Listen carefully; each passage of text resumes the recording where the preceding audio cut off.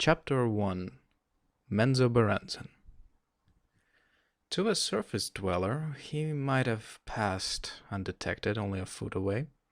The padded footfalls of his lizard mount were too light to be heard, and the pliable and perfectly crafted mesh armor that both rider and mount wore bent and creased with their movements, as well as if the suits had grown over their skin.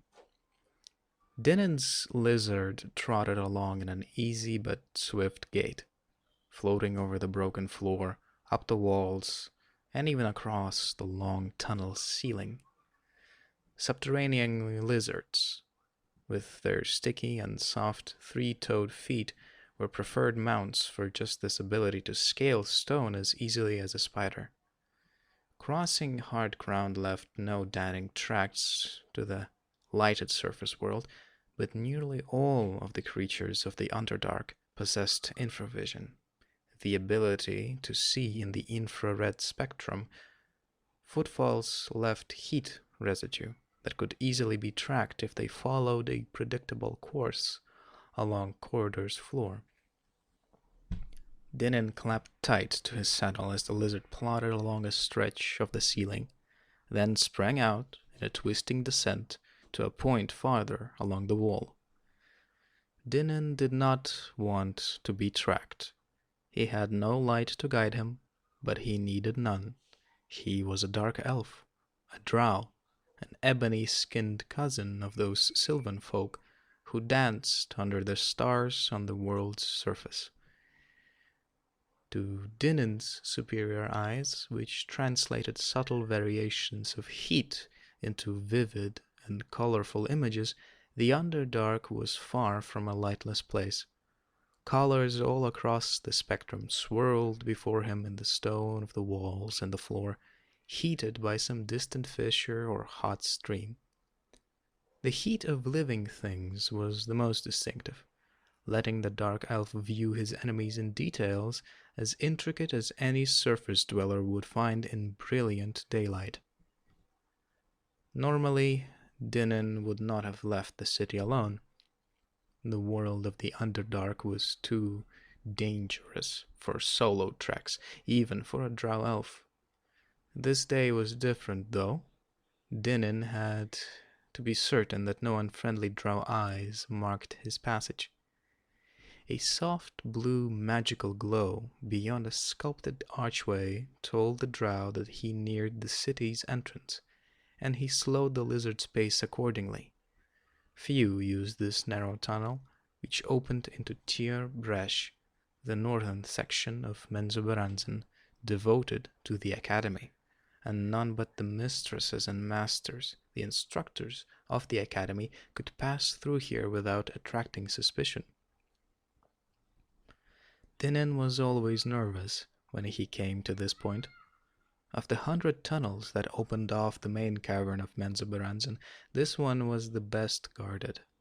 Beyond the archway, twin statues of gigantic spiders sat in quiet defense. If an enemy crossed through, the spiders would animate and attack, and alarms would be sounded all throughout the academy. Dinin dismounted, leaving his lizard clinging comfortably to a wall at his chest level. He reached under the collar of his pivathi, his magical shielding cloak, and took out his neck purse. From this, Dinin produced the insignia of House de Urden, a spider wielding various weapons in each of its 8 legs and emblazoned with the letters DN for Daemon and Shesbaenon, the ancient and formal name of House de Urden. "You will await my return," Dinin whispered to the lizard as he waved the insignia before it. As with all the drow houses, the insignia of House de Urden held several magical dweomers, one of which gave family members absolute control over the house pets. The lizard would obey unfailingly, holding its position as though it were rooted to the stone, even if a scurry rat, its favorite morsel, napped a few feet from its maw. Dinin took a deep breath and gingerly stepped to the archway. He could see the spider leering down at him from the 15-foot height. He was a drow of the city, not an enemy, and could pass through any other tunnel unconcerned. But the academy was an unpredictable place. Dinan had heard that the spiders often refused entry, viciously even, to uninvited drow. He could not be delayed by fears and possibilities, Dinan reminded himself. His business was of the utmost importance to his family's battle plans. Looking straight ahead, away from the towering spiders, he strode between them and onto the floor of Tyr Bresh. He moved to the side and paused, first to be certain that no one lurked nearby, and then to admire this sweeping view of Menzoberranzan. No one, drow or otherwise, had ever looked out from this spot without a sense of wonder at the drow city.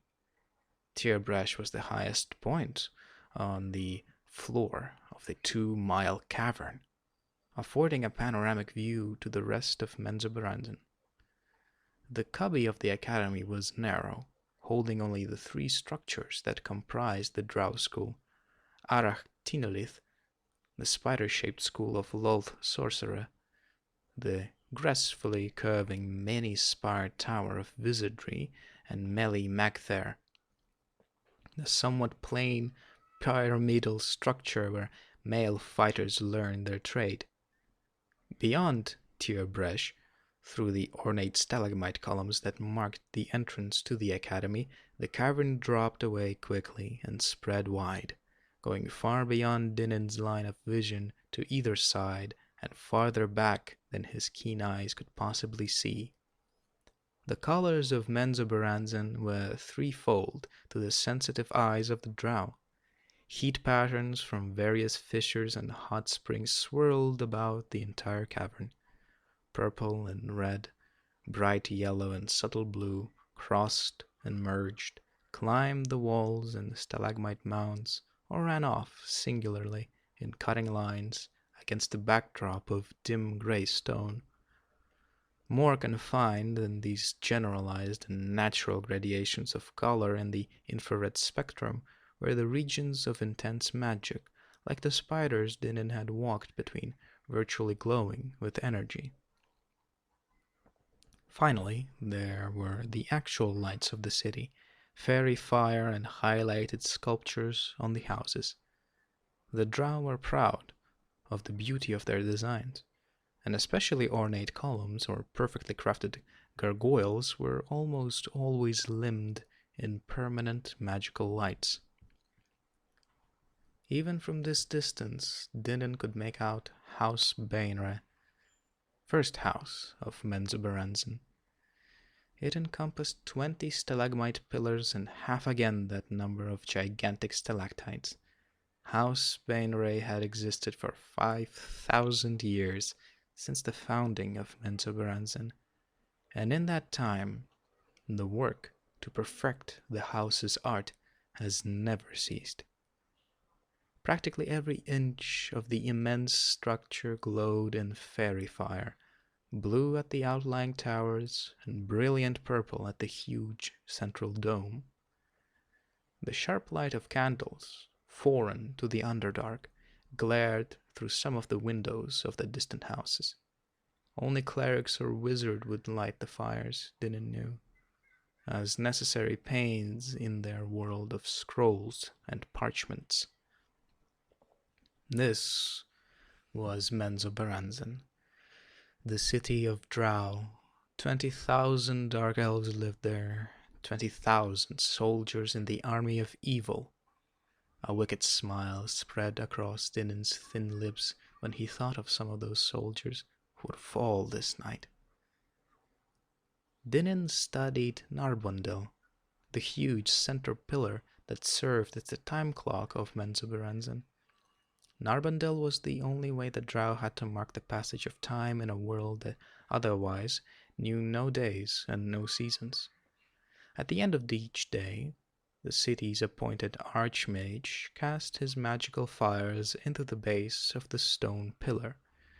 There, the spell lingered throughout a cycle, a full day on the surface, and gradually spread its warmth up the structure of Narbandel until the whole of it glowed red in the infrared spectrum. The pillar was fully dark now, cooled since the Dwemer's fires had expired. The wizard was even now at the base, Dinin reasoned, ready to begin the cycle anew. It was midnight, the appointed hour. Dinin moved away from the spiders and the tunnel exit and crept along to the side of Tierbresh, seeking the shadows of heat patterns in the wall, which would effectively hide the distinct outline of his own body temperature. He came last to Sorcerer, the school of wizardry, and slipped into the narrow alley between the tower's curving base and Tierbresh outer wall. "Student or master," came the expected whisper. "Only a master may walk out of house in Tierbresh in the Black Death of Narbandel," Dinin responded. A heavily robed figure moved around the arc of the structure to stand before Dinin. The stranger remained in the customary posture of a master of the Drow Academy, his arms out before him and bent at the elbows, his hands tight together, one on top of the other in front of his chest. That pose was the only thing about this one that seemed normal to Dinin. "Greetings, faceless one," he signaled in the silent hand code of the Drow, a language as detailed as the spoken word. The quiver of Dinin's hands belied his calm face, though, for the sight of this wizard put him as far on the edge of his nerves as he had ever been. "Second boy to Erden," the wizard replied in the gestured code. "Have you my payment?" "You will be compensated," Dinin signaled pointedly, regaining his posture in the first swelling bubbles of his temper. "Do you dare to doubt the promise of Malice to Erden, matron mother of Daemon Neneshesbaernon, 10th house of Menzoberranzan?" The faceless one slumped back, knowing he had erred. "My apologies, second boy of House to Erden," he answered, dropping to one knee in a gesture of surrender. Since he had to enter this conspiracy, the wizard had feared that his impatience might cost him his life. He had been caught in the violent throes of one of his own magical experiments, the tragedy melting away all of his facial features and leaving behind a blank, hot spot of white and green goo. Matron Malice Do'Urden, reputedly as skilled as anyone in the vast city in mixing potions and salves, had offered him a sliver of hope that he could not pass by. No pity found its way into Dinin's callous heart, but House to Erden needed the wizard. "You will get your salve," Dinin promised calmly, "when Alton de Vere is dead." "Of course," the wizard agreed. "This night?" Dinin crossed his arms and considered the question. Matron Malice had instructed him that Alton de Vere should die even as their family's battle commenced. That scenario now seemed too clean, too easy to Dinin. The faceless one did not miss the sparkle that suddenly brightened, the scarlet glow in the young Do'Urden's heat-sensing eyes. "Wait for Narbandel's light to approach its zenith," Dinin replied, his hands working through the signals excitedly and his grimace seeming more of a twisted grin.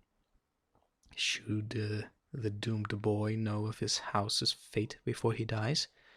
the wizard asked, guessing the wicked intention behind Dinin's instructions. "As the killing blow falls," answered Dinin, "let Alton de Vere die without hope."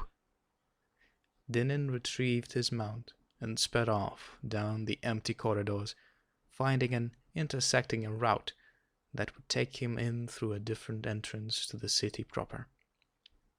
He came in along an eastern end of the great cavern, Menzoberranzan's produce section, where no Drow families would see that he had been outside the city limits and where only a few unremarkable stalagmite pillars rose up from the flat stone.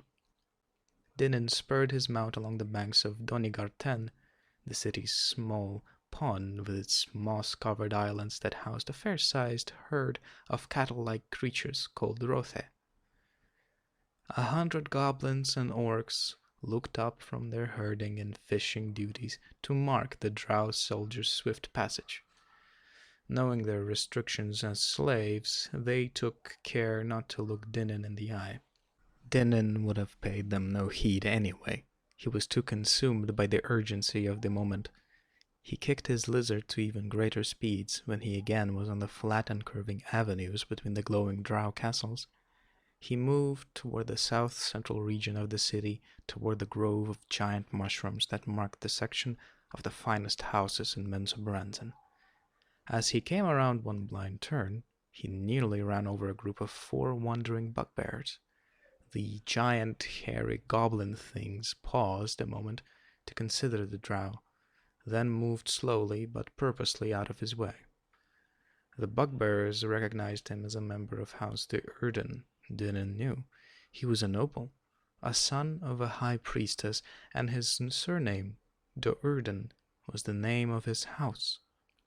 Of the 20,000 dark elves in Menzoberranzan, only 1,000 or so were nobles, actually the children of the 67 recognized families in the city.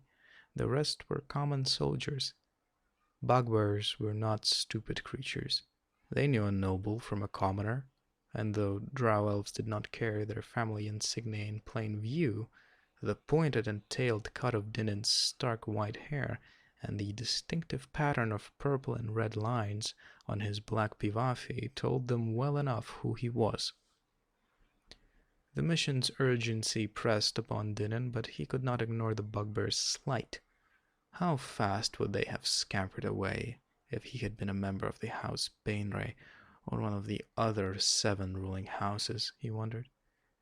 You will learn to respect of House de Urden soon enough, the dark elf whispered under his breath as he turned and charged his lizard to the group. The bugbears broke into a run, turning down an alley strewn with stones and debris. Dinin found his satisfaction by calling on the innate powers of his race. He summoned a globe of darkness, impervious to both infravision and normal sight in the fleeing creature's path. He supposed that it was unwise to call such attention to himself, but a moment later, when he heard crashing and sputtered curses as the bugbears stumbled blindly over the stones, he felt it was worth the risk. His anger sated, he moved off again, picking a more careful route through the heat shadows. As a member of the 10th house of the city, Dinin could go as he pleased within the giant cavern without question. But Matron Malice had made it clear that no one connected to House de Urden was to be caught anywhere near the mushroom grove. Matron Malice, Dinin's mother, was not to be crossed. But it was only a rule after all. In Menzoberranzan, one rule took precedence over all the petty others. Don't get caught. At the Mushroom's Grove's southern end, the impetuous drow found what he was looking for in a cluster of 5 huge floor-to-ceiling pillars that were hollowed into a network of chambers and connected with metal and stone parapets and bridges. Red glowing gargoyles, the standard of the house, glared down from 100 perches like silent sentries. This was House de Veer, 4th house of Menzoberranzan. A stockade of tall mushrooms ringed the place, every 5th one a shrieker, a sentient fungus named and favored as guardian for the shrill cries of alarm it emitted whenever a living being passed it by. Dinin kept a cautious distance, not wanting to set off one of the shriekers and knowing also that other, more deadly words protected the fortress. Matron Malice would see to those. An expectant hush permeated the air of this city's section. It was general knowledge throughout Menzoberranzan that Matron Ginafe of House de Vere had fallen out of favor with Lolth, the Spider Queen deity to old Drow and the true source of every house's strength. Such circumstances were never openly discussed among the Drow, but everyone who knew fully expected that some family lower in the city hierarchy would soon strike out against the crippled House de Vere. Matron Ginefé and her family had been the last to learn of the Spider Queen's displeasure. It ever was that Lolth's devious way, and Dinan could tell just by scanning the outside of House de Vere that the doomed family had not found ample time to erect proper defenses. De Vere sported nearly 400 soldiers, many female, but those that Dinan could now see at their posts along the parapets seemed nervous and unsure. Dinan's smile spread even wider when he thought of his own house, which grew in power daily under the cunning guidance of Matron Malice. With all three of his sisters rapidly approaching the status of High Priestess, his brother, an accomplished wizard, and his uncle, Zaknafine, the finest weapon master in all of Menzoberranzan, busily training the 300 soldiers, House de Erden was a complete force, and Matron Malice, unlike Ginefé, was in the Spider Queen's full favor. Dermon ene Shesbeanon, Dinan muttered under his breath, using the formal and ancestral reference to House de Erden, 9th House of Menzoberranzan. He liked the sound of it. Halfway across the city, beyond the silver glowing balcony and the arched doorway 20 feet up the cavern's west wall, sat the principals of House de Erden, gathered to outline the final plans of the night's work. On the raised dais at the back of the small audience chamber sat venerable Matron Malice, her belly swollen in the final hours of pregnancy. Flanking her in their places of honor were her 3 daughters, Maya, Vierna, and the eldest, Brisa, a newly ordained high priestess of Lolth. Maya and Vierna appeared as younger versions of their mother, slender and deceptively small, though possessing great strength. Brisa, though, hardly carried the family resemblance. She was big, huge by Drow standards, and rounded in the shoulders and hips. Those who knew Brisa well figured that her size was merely a circumstance of her temperament. A smaller body could not have contained the anger and brutal streak of House de Erden's newest high priestess. Dinan should return soon, remarked Risen, the present patron of the family, to let us know if the time is right for the assault. We go before Narbondel find its morning glow, Brisa snapped at him in her thick but razor-sharp voice. She turned a crooked smile to her mother, seeking approval for putting the male in his place. The child comes this night, Matron Malice explained to her anxious husband. We go no matter what news Dinan bears. It will be a boy child, groaned Brisa, making no effort to hide her disappointment. 3rd living son of House de Erden. To be sacrificed to Lolth, put in Zaknafine, a former patron of the house, who now held the important position of weapon master. The skilled Drow fighter seemed quite pleased at the thought of sacrifice, as did Nalfine, the family's eldest son, who stood at Zak's side. Nalfine was the elder boy, and he needed no more competition beyond Dinan within the ranks of House de Erden. In accord with custom, Brisa glowered, and the red of her eyes brightened. The aid in our victory. Risen shifted uncomfortably. Matron Malice, he dared to speak. You know well the difficulties of birthing. Might the pain distract you? You dare to question the matron mother? Brisa started sharply. reaching for the snake-headed whip so comfortably strapped and writhing on her belt. Matron Malice stopped her with an outstretched hand. "Attend to the fighting," the matron said to Risen. "Let the females of the house see to the important matters of this battle." Risen shifted again and dropped his gaze. Dinan came to the magically wrought fence that connected to the keep within the city's west wall with the two small stalagmite towers of House de Erden, and which formed the courtyard of the compound. The fence was adamantite, the hardest metal in all the world, and adorning it were 100 weapon-wielding spider carvings, each ensorcelled with deadly glyphs and words. The mighty gate of House de Erden was the envy of many a drow house, but so soon after the viewing the spectacular houses in this mushroom grove, Dinan could only find disappointment when looking upon his own abode. The compound was plain, somewhat bare, as was the section of wall, with the notable exception of the mithril and adamantine balcony running along the second level by the arched doorway, reserved for the mobility of the family. Each baluster of that balcony sported 1,000 carvings, all of which blended into a single piece of art.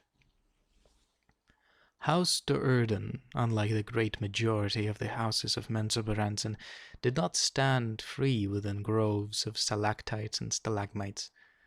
The bulk of the structure was within a cave, and while this setup was indisputably defensible, Dinan found himself wishing that his family could show a bit more grandeur. An excited soldier rushed to open the gate for the returning second boy. Dinan swept past him without so much as a word of greeting and moved across the courtyard, conscious of the 100 and more curious glances that fell upon him. The soldiers and slaves knew that Dinan's mission this night had something to do with the anticipated battle. No stairway led to the silvery balcony of House de Erden's second level. This, too, was a precautionary measure designed to segregate the leaders of the house from the rabble and the slaves. Drow nobles needed no stairs. Another manifestation of their innate magical abilities allowed them the power of levitation. With hardly a conscious thought to the act, Dinan drifted easily through the air and dropped onto the balcony. He rushed through the archway and down the house's main central corridor, which was dimly lit in the soft hues of fairy fire, allowing for sight in the normal light spectrum but not bright enough to defeat the use of infravision. The ornate brass door at the corridor's end marked the second boy's destination, and he paused before it to allow his eyes to shift back to the infrared spectrum. Unlike the corridor, the room beyond the door had no light source. It was the audience hall of the High Priestess, the anteroom to House de Erden Grand Chapel. The drow clerical rooms, in accord with the dark rites of the Spider Queen, were not places of light. When he felt he was prepared, Dinan pushed straight through the door, shoving past the two shocked female guards without hesitation and moving boldly to stand before his mother. All three of the family daughters narrowed their eyes at their brash and pretentious brother. To enter without permission, he knew what they were thinking. Would that it was he who was to be sacrificed this night. As much as he enjoyed testing the limitations of his inferior station as a male, Dinan could not ignore the threatening glances of Vierna, Maya, and Brisa. Being female, they were bigger and stronger than Dinan, and had trained all of their lives in the use of wicked drow clerical powers and weapons. Dinan watched as enchanted extensions of the clerics, the dreaded snake-headed whips on their sisters' belts, began writhing in anticipation of the punishment they would exact. Their handles were adamantine, and ordinary enough, but the whips' lengths and multiple heads were living serpents. Brisa's whip, in particular, a wicked 6-headed device, danced and squirmed, tying itself into knots around the belt that held it. Brisa was always the quickest to punish. Matron Malice, however, seemed pleased by Dinin's swagger. The second boy knew his place well enough by her measure, and he followed her command fiercely and without question. Dinin took comfort in the calmness of his mother's face, quite the opposite of the shining white-hot faces of his three sisters. "All is ready," he said to her. "House de Vere huddles within its fence, except for Alton, of course, foolishly attending his studies in sorcerer." "You have met with the Faceless One?"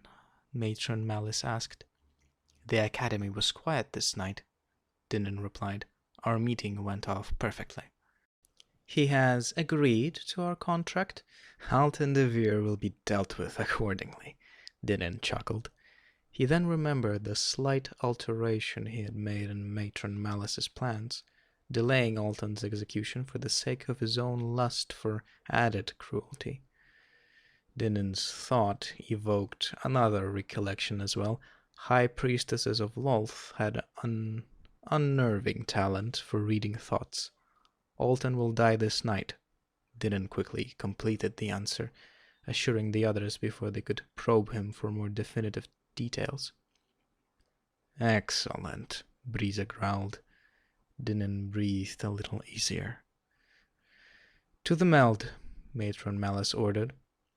The 4 drow males moved to kneel before the matron and her daughters. Risen to Malice, Zaknafine to Brisa, Nalfine to Maya, and Dinin to Vierna. The clerics chanted in unison, placing one hand delicately upon the forehead of their respective soldier, tuning in to his passions. "You know your places," Matron Malice said when the ceremony was completed.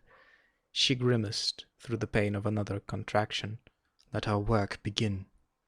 Less than an hour later, Zaknafine and Brisa stood together on the balcony outside the upper entrance to House de Erden.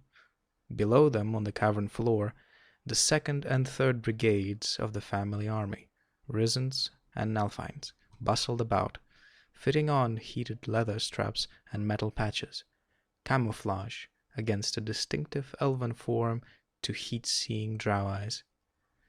Dinin's group, the initial strike force that included 100 goblin slaves, had long since departed. "We will be known after this night," Brisa said.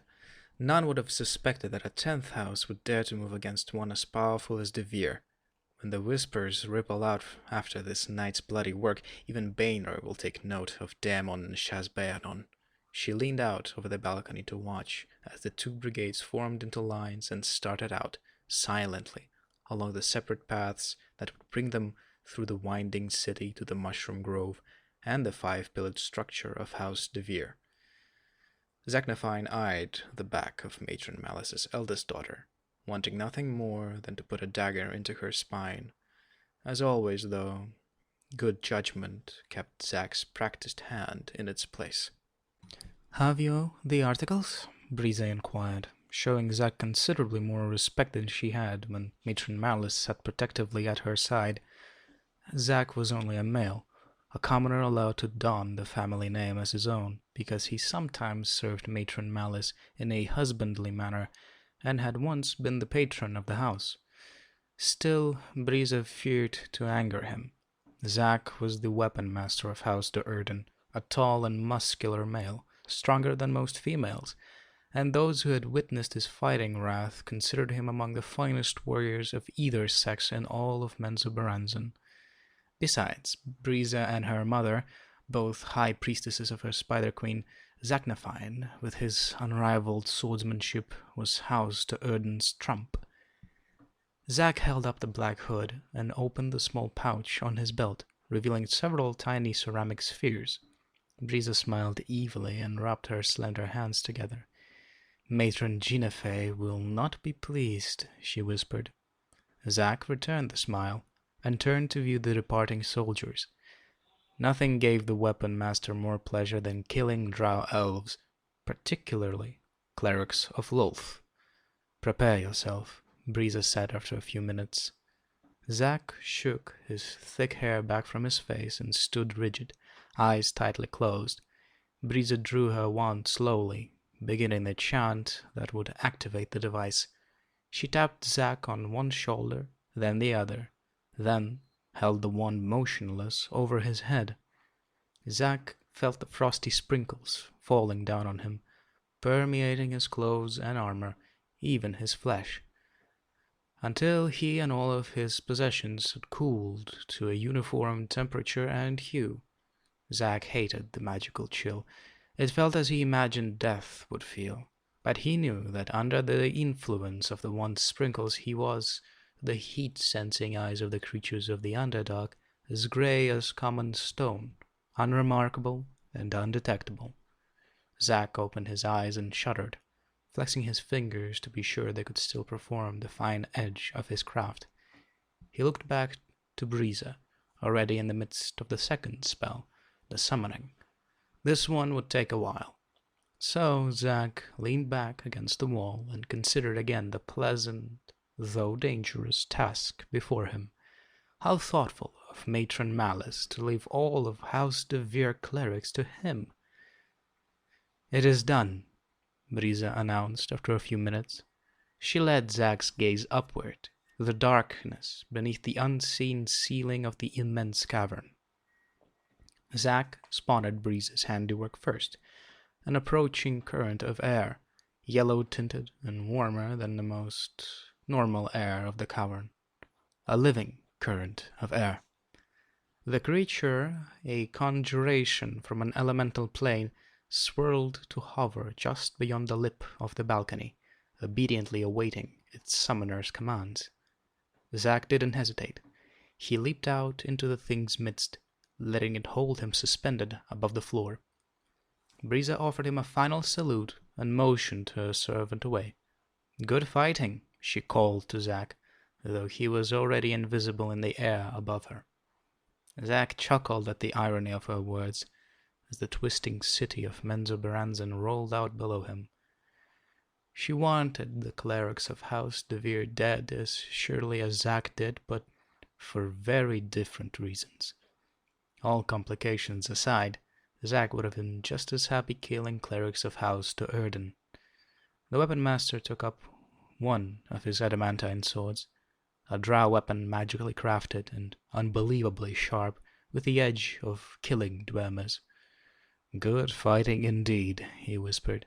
"If only Breeza knew how good." Chapter 2. The Fall of House de Vere. Dinnan noted with satisfaction that any of the meandering bugbears, or any other of the multitude of races that composed Menzoberranzan, drow included, now made great haste to scurry out of his way. This time, the second boy of House de Erden was not alone. Nearly 60 soldiers of the house walked in tight lines behind him. Behind these, in similar order, though with far less enthusiasm for the adventure, came 100 armed slaves of lesser races, goblins, orcs, and bugbears. There could be no doubt for onlookers, a drow house was on a march to war. This was not an everyday event in Menzoberranzan, but neither was it unexpected. At least once every decade, a house decided that its position within the city hierarchy could be improved by another house's elimination. It was a risky proposition, for all of the nobles of the victim house had to be disposed of quickly and quietly. If even one survived to lay an accusation upon the perpetrator, the attacking house would be eradicated by Menzoberranzan's merciless system of justice. If the raid was executed to devious perfection, though, no recourse would be forthcoming. All of the city, even the ruling council of the top 8 matron mothers, would secretly applaud the attackers for their courage and intelligence, and no more would ever be said of the incident. Dinnan took a roundabout route, not wanting to lay a direct trail between House de Erden and House de Vere. An half-hour later, for the second time that night, he crept to the Mushrooms Grove's southern end, to the cluster of stalagmites that held House de Vere. His soldiers streamed out behind him eagerly, readying weapons and taking full measure of the structure before them. The slaves were slower in their movements.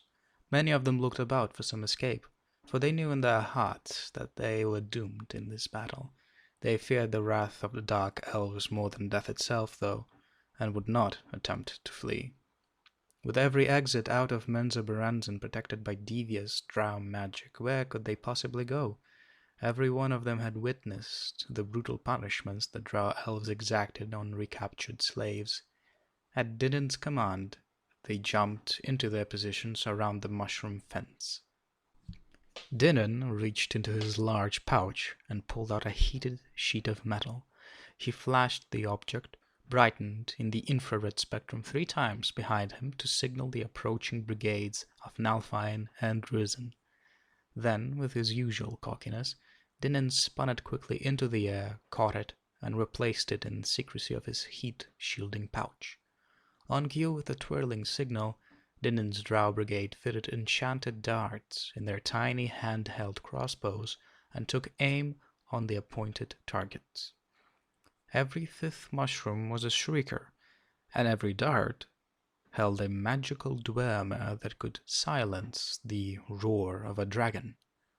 2, 3, Dinan counted, his hand signaling the tempo since no words could be heard within the sphere of magical silence cast about his troops. He imagined the click as the drawn string on his little weapon released, loosing the dart into the nearest shrieker. So it went all around the cluster of House de Vere, the first line of alarm systematically silenced by 36 enchanted darts. Halfway across Menzoberranzan, Matron Malice, her daughters, and 4 of the house's common clerics were gathered in Lolth's unholy circle of 8. They ringed an idol of the wicked deity, a gemstone carving of the drow-faced spider, and called to Lolth for aid in their struggles. Malice sat at the head, propped in a chair angled for birthing. Breeza and Vienna flanked her, Breeza clutching her hand. The select group chanted in unison, combining their energies into a single offensive spell. A moment later, when Vienna mentally linked to Dinan, understood that the first attack group was in position.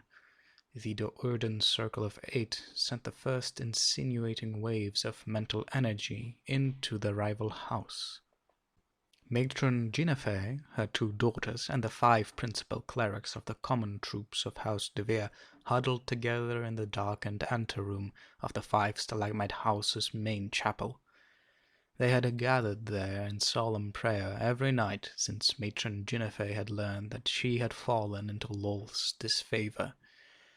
Ginefé understood how vulnerable her house remained until she could find a way to appease the Spider Queen. There were 66 other houses in Menzoberranzan, full 20 of which might dare to attack House de Vere at such an obvious disadvantage. The 8 clerics were anxious now, somehow suspecting that this night would be eventful. Ginefé felt it first, a chilling blast of confusing perceptions that caused her to stutter over her prayer of forgiveness. The other clerics of House de Vere glanced nervously at the matron's uncharacteristic slip of words, looking for confirmation. "We're under attack," Ginefé breathed to them, her head already pounding with a dull ache under the growing assault of the formidable clerics of House Do'Urden. A second signal from Dinan put the slave troops into motion. Still using stealth as their ally, they quietly rushed to the mushroom fence and cut through with wide-bladed swords. The second boy of House Do'Urden watched and enjoyed as the courtyard of House de Vere was easily penetrated. "Not such a prepared guard," he whispered in silent sarcasm to the red glowing gargoyles on the high walls. The statues had seemed such an ominous guard earlier that night. Now they just watched helplessly. Dinan recognized the measured but growing anticipation in the soldiers around him. The drow battle lust was barely contained. Every now and then came a killing flash as one of the slaves stumbled over a warding glyph, but the second boy and the other drow only laughed at the spectacle, The lesser races were the expendable fodder of House de Erden's army. The only purpose in bringing the goblinoids to House de Vere was to trigger the deadly traps and defenses along the perimeter, to lead the way for the Drow elves, the true soldiers. The fence was now open, and secrecy was thrown away. House de Vere's soldiers met the invading slaves head-on within the compound. Dinin barely had his hand up to begin the attack command when his 60 anxious Drow warriors jumped up and charged, their faces twisted in wicked glee and their weapons waving menacingly. They halted their approach on cue, though, remembering one final task set out to them. Every Drow, noble or commoner, possessed certain magical abilities, bringing forth a globe of darkness. As Dinin had done to the bugbears in the street earlier that night, came easily to even the lowliest of the Dark Elves. So it went now, with 60 Do Erden soldiers blotting out the perimeter of House de Vere above the mushroom fence in a bowl after bowl of blackness. For all their stealth and precaution, House de Erden knew that many eyes were watching the raid. Witnesses were not too much of a problem. They could not, or would not, care enough to identify the attacking house, but custom and rules demanded that certain attempts at secrecy be enacted, the etiquette of Drow warfare. In the blink of a red glowing Drow eye, House de Vere became, to the rest of the city, a dark blot on Menzoberranzan's landscape. Risen came up behind his youngest son. "Well done," he signaled in the intricate finger language of the Drow. "Nalfine is in through the back." "An easy victory," the cocky Dinin signaled back, "if Matron Ginefey and her clerics are held at bay." "Trust in Matron Malice," was Risen's response. He clapped his son's shoulders and followed his troops in through the breached mushroom fence. High above the cluster of House de Vere, Zaknafine rested comfortably in the current arms of Rize's aerial servant. Watching the drama unfold from his vantage, Zak could see within the ring of darkness and could hear within the ring of magical silence. Dinin's troops, the first Drow soldiers in, had met resistance at every door and were being beaten badly. Nalfine and his brigade, the troops of House de Erden most practiced in the ways of wizardry, came through the fence at the rear of the complex. Lightning strikes and magical balls of acid thundered into the courtyard at the base of the De Vere structures, cutting down De Erden fodder and De Vere defenses alike. In the front courtyard, Risen and Dinin commanded the finest fighters of House de Erden. The blessings of Lolth were with his house, Zak could see, when the battle was fully joined, for the strikes of the soldiers of House de Erden came faster than those of their enemies, and their aim proved more deadly. In minutes the battle had taken fully inside the 5 pillars. Zak stretched the incessant chill out of his arms and willed the aerial servant to action. Down he plummeted on his windy bed, and then he fell free the last few feet to the terrace along the top chambers of the central pillar. At once 2 guards, one a female, rushed out to greet him. They hesitated in confusion, though, trying to sort out the true form of this unremarkable grey blur. Too long. They had never heard of Zaknafine de Erden. They didn't know that death was upon them. Zak's whip flashed out, catching and gashing the female's throat, while his other hand walked his sword through a series of masterful thrusts and parries that put the male off balance. Zak finished both in a single blurring movement, snapping the whip-entwined female from the terrace with a twist of his wrist and spinning a kick into the male's face that likewise dropped him to the cavern floor. Zak was then inside, where another guard rose up to meet him, but fell at his feet. Zak slipped along the curving wall of the stalactite tower, his cooled body blending perfectly with the stone. Soldiers of House de Vere rushed all about him, trying to formulate some defense against the host of intruders, who had already won out the lowest level of every structure and had taken 2 of the pillars completely. Zak was not concerned with them. He blocked out the clanging ring of adamantine weapons, the cries of command and the screams of death, concentrating instead on a singular sound that would lead him to his destination, a unified, frantic chant. He found an empty corridor covered with spider carvings, and running into the center of the pillar. As in House de Erden, this corridor ended in a large set of ornate double doors, their decorations dominated by arachnid forms. "This must be the place," Zack muttered under his breath, fitting his hood to the top of his head. A giant spider rushed out of its concealment to his side.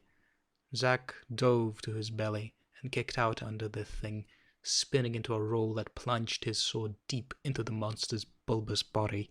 Sticky fluids gushed out over the weapon master, and the spider shuddered to a quick death.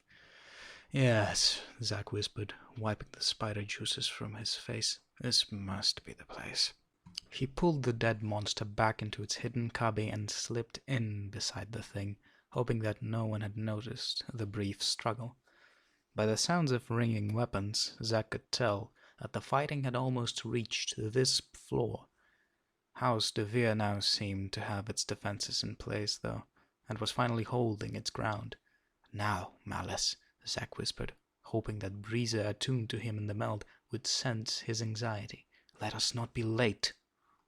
Back in the clerical anteroom of House de Erden, Malice and her subordinates continued their brutal mental assault on the clerics of House de Vere. Lolth heard their prayers louder than those of their counterparts, giving the clerics of House de Erden the strongest spells in their mental combat. Already they had easily put their enemies into a defensive posture. One of the lesser priestesses in de Vere's circle of 8 had been crushed by Breeze's mental insinuation and now lay dead on the floor, barely inches from Matron Ginevra's feet. But the momentum had slowed suddenly, and the battle seemed to be swinging back to an even level. Matron Malice, struggling with the impending birth, could not hold her concentration, and without her voice, the spells of her unholy circle weakened. At her mother's side, powerful Breezer clutched her mother's hand so tightly that the blood was squeezed from it, leaving it cool, the only cool spot on the laboring female, to the eyes of the others. Breezer studied the contractions and the crowning cap of the coming child's white hair, and calculated the time to the moment of birth. This technique of translating the pain of birth into an offensive spell attack had never been tried before, except in legend, and Breezer knew that timing would be the critical factor. She whispered into her mother's ear, coaxing out the words of a deadly incantation. Matron Malice echoed back the beginnings of the spell, sublimating her gasps and transforming her rage of agony into offensive power. "Dinnen de woord, ma brechen tol," Breezer implored. "Dinnen de woord, ma brechen tol," Malice growled, so determined to focus through the pain that she bit through one of her thin lips. The baby's head appeared, more fully this time, and this time to stay. Breezer trembled, and could barely remember the incantation herself. She whispered the final rune into the matron's ear, almost fearing the consequences. Malice gathered her breath and her courage. She could feel the tingling of the spell as clearly as the pain of the birth. To her daughters, standing around the idol, staring at her in disbelief, she appeared as a red blur of heated fury, streaking sweat lines that shone as brightly as the heat of boiling water. "Abeck," the matron began, feeling the pressure building to a crescendo. "Abeck." She felt the hot tear of her skin, the sudden slippery release as the baby's head pushed through, the sudden ecstasy of birthing. "Abeck Gina Breck to ward," Malice screamed, pushing away all the agony in a final explosion of magical power that knocked even the clerics of her own house from their feet. Carried on the thrust of Matron Malice's exaltation, the Dwemer thundered into the chapel of House de Vere, shattered the gemstone idol of Lolth, sundered the double doors into heaps of twisted metal, and threw Matron Ginevra and her overmatched subordinates to the floor. Zack shook his head in disbelief as the chapel doors flew past him. "Quite a kick, Malice," he chuckled, and spun around the entryway into the chapel. Using his infravision, he took a quick survey and head count of the lightless room's 7 living occupants, all struggling back to their feet, their robes tattered. Again shaking his head at the bad power of Matron Malice, Zack pulled his hood down over his face. A snap of his whip was the only explanation he offered, as he smashed a tiny ceramic globe at his feet. The sphere shattered, dropping out a pellet that Breezer had enchanted for just such occasions, a pellet glowing with the brightness of daylight. 4 eyes accustomed to blackness tuned in to heat emanations. The intrusion of such radiance came in a blinding flash of agony. The cleric's cries of pain only aided Zack in his systematic trek around the room, and he smiled widely under his hood every time he felt his sword bite into drow flesh. He heard the beginnings of a spell across the way, and knew that one of the Devirs had recovered enough from the assault to be dangerous. The weapon master did not need his eyes to aim, however, and the crack of his whip took Matron Ginevra's tongue right out of her mouth. Breezer placed the newborn on the back of the spider idol and lifted the ceremonial dagger, pausing to admire its cruel workmanship. Its hilt was a spider's body, sporting 8 legs barbed so as to appear furred, but angled down to serve as blades. Breezer lifted the instrument above the baby's chest. "Name the child," she implored her mother. "The Spider Queen will not accept the sacrifice until the child is named." Matron Malice lolled her head, trying to fathom her daughter's meaning. The matron mother had thrown everything into the moment of the spell and the birth, and she was now barely coherent. "Name the child," Breezer commanded, anxious to feed her hungry goddess. "It nears its end," Didin said to his brother when they met in a lower hall of one of the lesser pillars of House Devere. "Risen is winning through the top, and it is believed that Zaknafine's dark work has been completed. 2 score of House Devere's soldiers have already turned allegiance to us," Nalfine replied. "They see the end," laughed Dinin. "One house serves them as well as another, and in the eyes of commoners no house is worth dying for. Our task will be finished soon." "Too quickly for anyone to take note," Nalfine said. "Now de Erden, Daemon, and Shasbernon is the 9th house of Menzoberranzan, and Devere be damned." "Alert!" Dinin cried suddenly, eyes widening in faint horror as he looked over his brother's shoulder. Nalfine reacted immediately, spinning to face the danger at his back, only to put the true danger at his back. For even as Nalfine realized the deception, Dinin's sword slipped into his spine.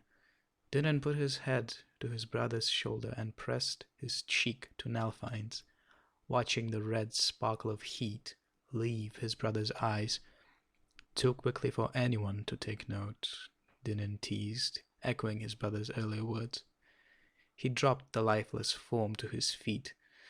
"Now Dinin is elder boy of House de Erden, and Nalfine be damned." "Drist," breathed Matron Malice. "The child's name is Drist." Breezer tightened her grip on the knife and began the ritual. "Queen of Spiders, take this babe," she began. She raised the dagger to strike. "Drist de Erden, we give to you in payment for our glorious—" "Wait!"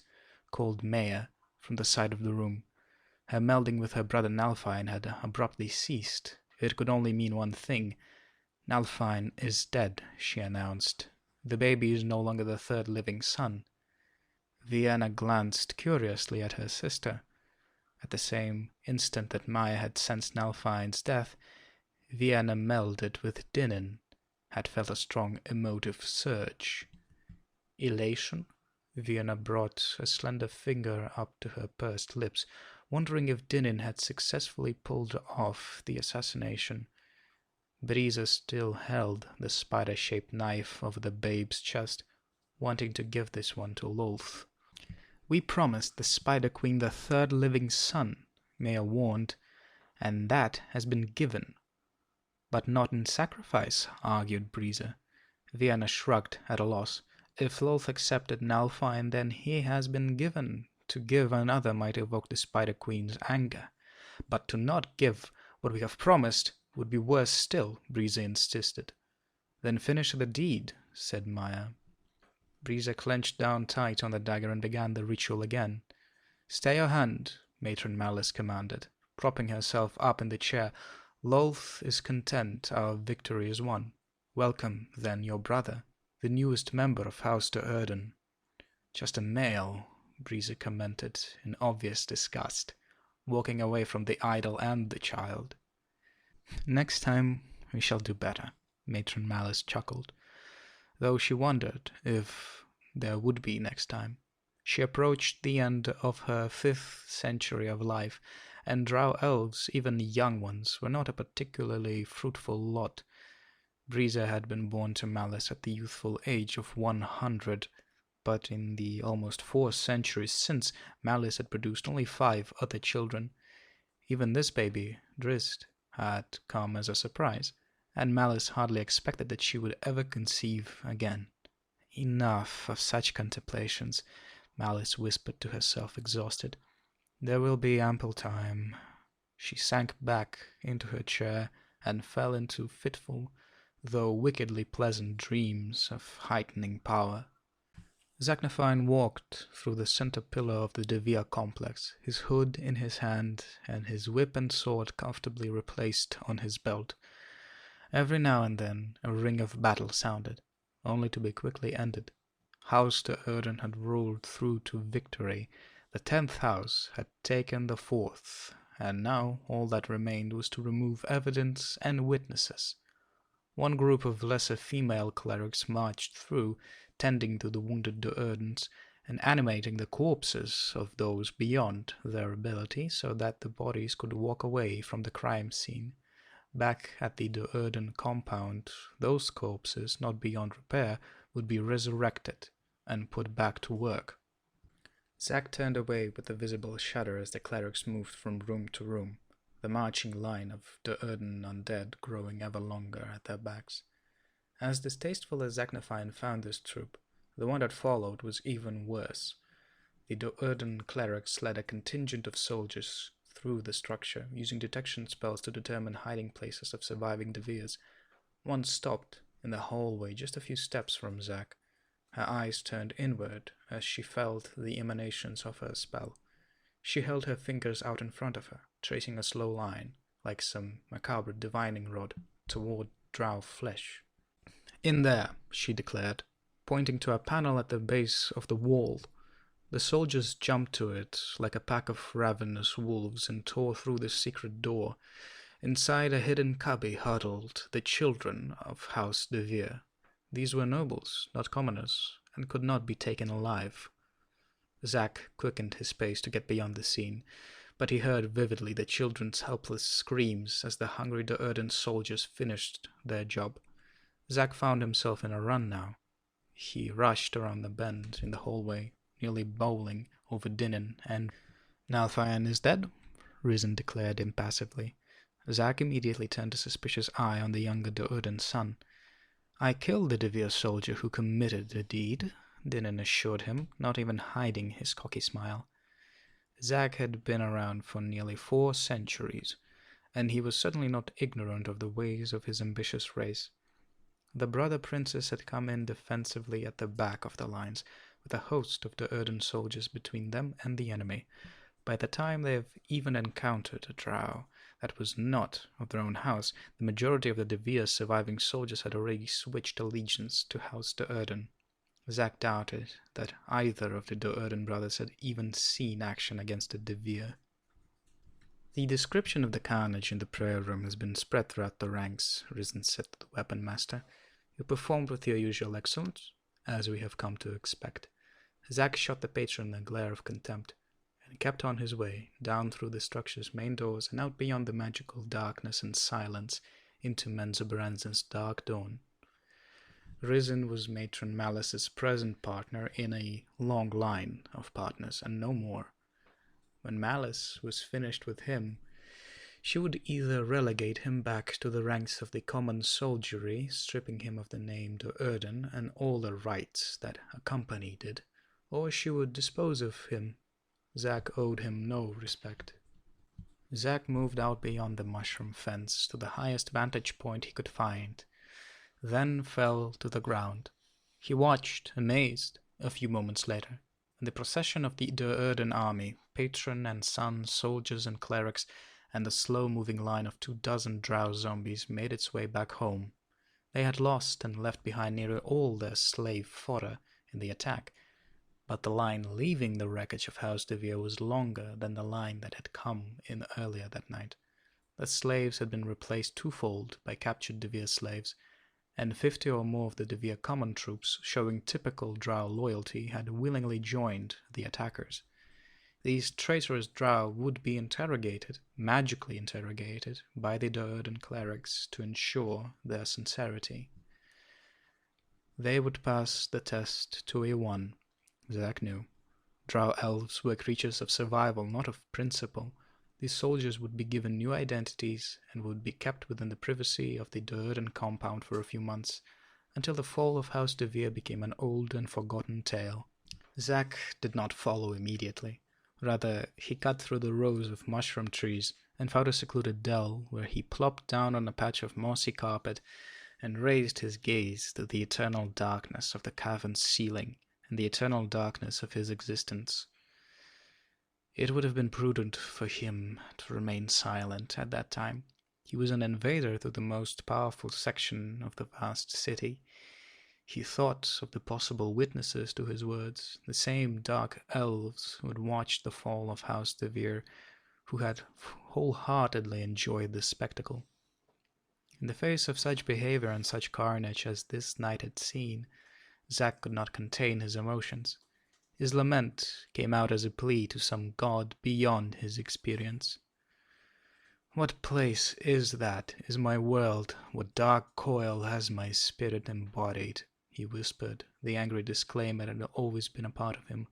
"In light I see my skin as black, in darkness it glows white, and the heat of this rage cannot dismiss.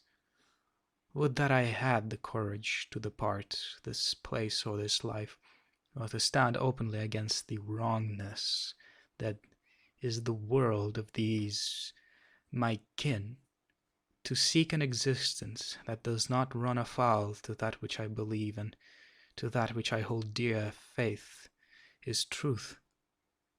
Zachnifine Durden I am called, yet drow I am not, by choice or by deed. Let them discover this being that I am then. Let them rain their wrath on these old shoulders already, burdened by the hopelessness of Menzoberranzan."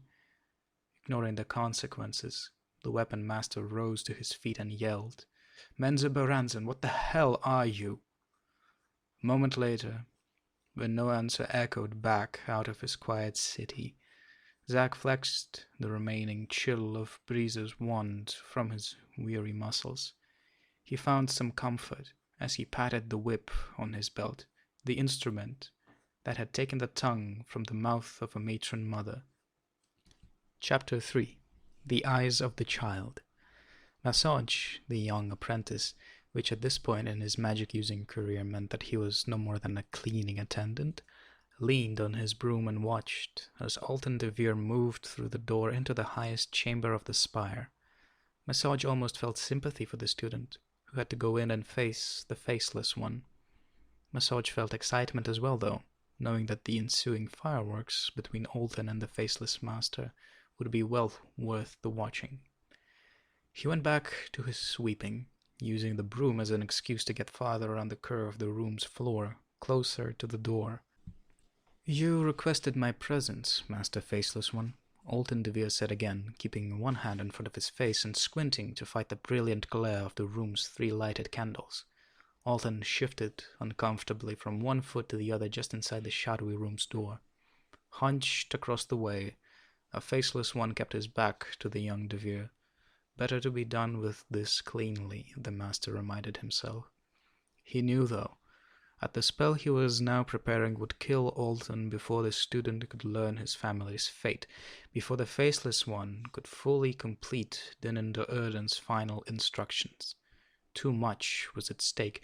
Better to be done with this cleanly. "You..." Alton began again, but he prudently held his words and tried to sort out the situation before him. How unusual to be summoned to the private chambers of a master of the academy before the day's lesson had even begun. When he had first received the summons, Alton feared that he had somehow failed one of his lessons. That could be a fatal mistake in sorcerer. Alton was close to graduation, but the disdain of a single master could put an end to that. He had done quite well in his lessons with the Faceless One, had even believed that this mysterious master favored him. Could this call be simply a courtesy of congratulations on his impending graduation? Unlikely, Alton realized, against his hopes. Masters of the Drow Academy did not often congratulate students. Alton then heard quiet chanting and noticed that the master was in the midst of spellcasting. Something cried out as very wrong to him now. Something about this whole situation did not fit the strict ways of the academy. Alton set his feet firmly and tensed his muscles, following the advice of the motto that had been drilled into the thoughts of every student at the academy, the precept that kept Drow elves alive in a society so devoted to chaos: be prepared. The doors exploded before him, showering the room with stone splinters and throwing Massage back against the wall. He felt the show well worth both the inconvenience and the new bruise on his shoulder when Alton de Vere scrambled out of the room. The student's back and left arm trailed wisps of smoke, and the most exquisite expression of terror and pain that Massage had ever seen was etched on de Vere's noble face. Alton stumbled to the floor and kicked into a roll, desperate to put some ground between himself and the murderous master. He made it down and around the descending arc of the room's floor and through the door that led into the next lower chamber, just as the Faceless One made his appearance at the sundered door. The master stopped to spit a curse at his misfire, and to consider the best way to replace his door. "Clean it up," he snapped at Massage, who was again leaning casually with his hands atop his broomstick and his chin atop his hands. Massage obediently dropped his head and started sweeping the stone splinters. He looked up as the Faceless One stalked past, however, and cautiously started after the master. Alton couldn't possibly escape, and this show would be too good to miss. The third room, the Faceless One's private library, was the brightest of the four in the spire, dozens of candles burning on each wall. "Damn this light!" Alton spat, stumbling his way down through a dizzying blur to the door that led to the Faceless One's entry hall, the lowest room of the master's quarters. If he could get down from this spire and outside of the tower to the courtyard of the academy, he might be able to turn the momentum against the master. Alton's world remained the darkness of Menzoberranzan, but the Faceless One, who had spent so many decades in the candlelight of sorcerer, had grown accustomed to using his eyes to see shades of light, not heat. The entry hall was cluttered with chairs and chests, but only one candle burned there, and Alton could see clearly enough to dodge or leap any obstacle. He rushed to the door and grabbed the heavy latch, turned easy enough, and when Alton tried to shoulder through, the door did not budge, and a burst of sparkling blue energy threw him back to the floor. "Curse this place," Alton spat. The portal was magically held. He knew a spell to open such enchanted doors, but doubted whether his magic would be strong enough to dispel the castings of a master. In his haste and fear, the words of the Dwemer floated through Alton's thoughts in an indecipherable jumble. "Do not run, de Vere," came the Faceless One's call from the previous chamber. "You only lengthen your torment." "Curse upon you, too," Alton replied under his breath. Alton forgot about this stupid spell. It would never come to him in time. He glanced around the room for an option. His eyes found something unusual halfway up the side wall, in an opening between two large cabinets. Alton scrambled back for a few steps to get a better angle, but found himself caught within the range of the candlelight, within the deceptive field where his eyes registered both heat and light. He could only discern that this section of the wall showed a uniform glow in the heat spectrum, and that its hue was subtly different from the stone of the walls. Another doorway. Alton could only hope his guess to be right. He rushed back to the center of the room, stood directly across from the object, and forced his eyes away from the infrared spectrum, fully back into the world of light. As his eyes adjusted, what came into view both startled and confused the young DeVere. He saw no doorway, nor any opening with another chamber behind it. What he looked upon was a reflection of himself, and a portion of the room he now stood in. Alton had never in his 55 years of life witnessed such a spectacle, but he had heard the masters of sorcerers speak of these devices. It was a mirror. A movement in the upper doorway of the chamber reminded Alton that the Faceless One was almost upon him. He couldn't hesitate to ponder his options. He put his head down and charged the mirror. Perhaps it was a teleportation door to another section of the city, perhaps a simple door to a room beyond, or perhaps, Alton dared to imagine in those few desperate seconds, this was some interplanar gate that would bring him into a strange and unknown plane of existence. He felt the tingling excitement of adventure pulling him on as he neared the wondrous thing. Then he felt only the impact, the shattering glass, and the unyielding stone wall behind it. Perhaps it was just a mirror. "Look at his eyes," Vienna whispered to Maya as they examined the newest member of House de Erden. Truly, the babe's eyes were remarkable. Although the child had been out of the womb for less than an hour, the pupils of his orbs darted back and forth inquisitively. While they showed the expected radiating glow of eyes seeing into the infrared spectrum, the familiar redness was tinted by a shade of blue, giving them a violet hue. "Blind," wondered Maya. "Perhaps this one will be given to the Spider Queen still." Breeza looked back to them anxiously. Dark elves did not allow children showing any physical deficiency to live.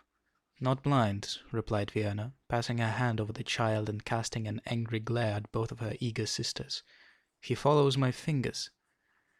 Maya saw that Vienna spoke the truth. She leaned closer to the babe, studying his face and strange eyes.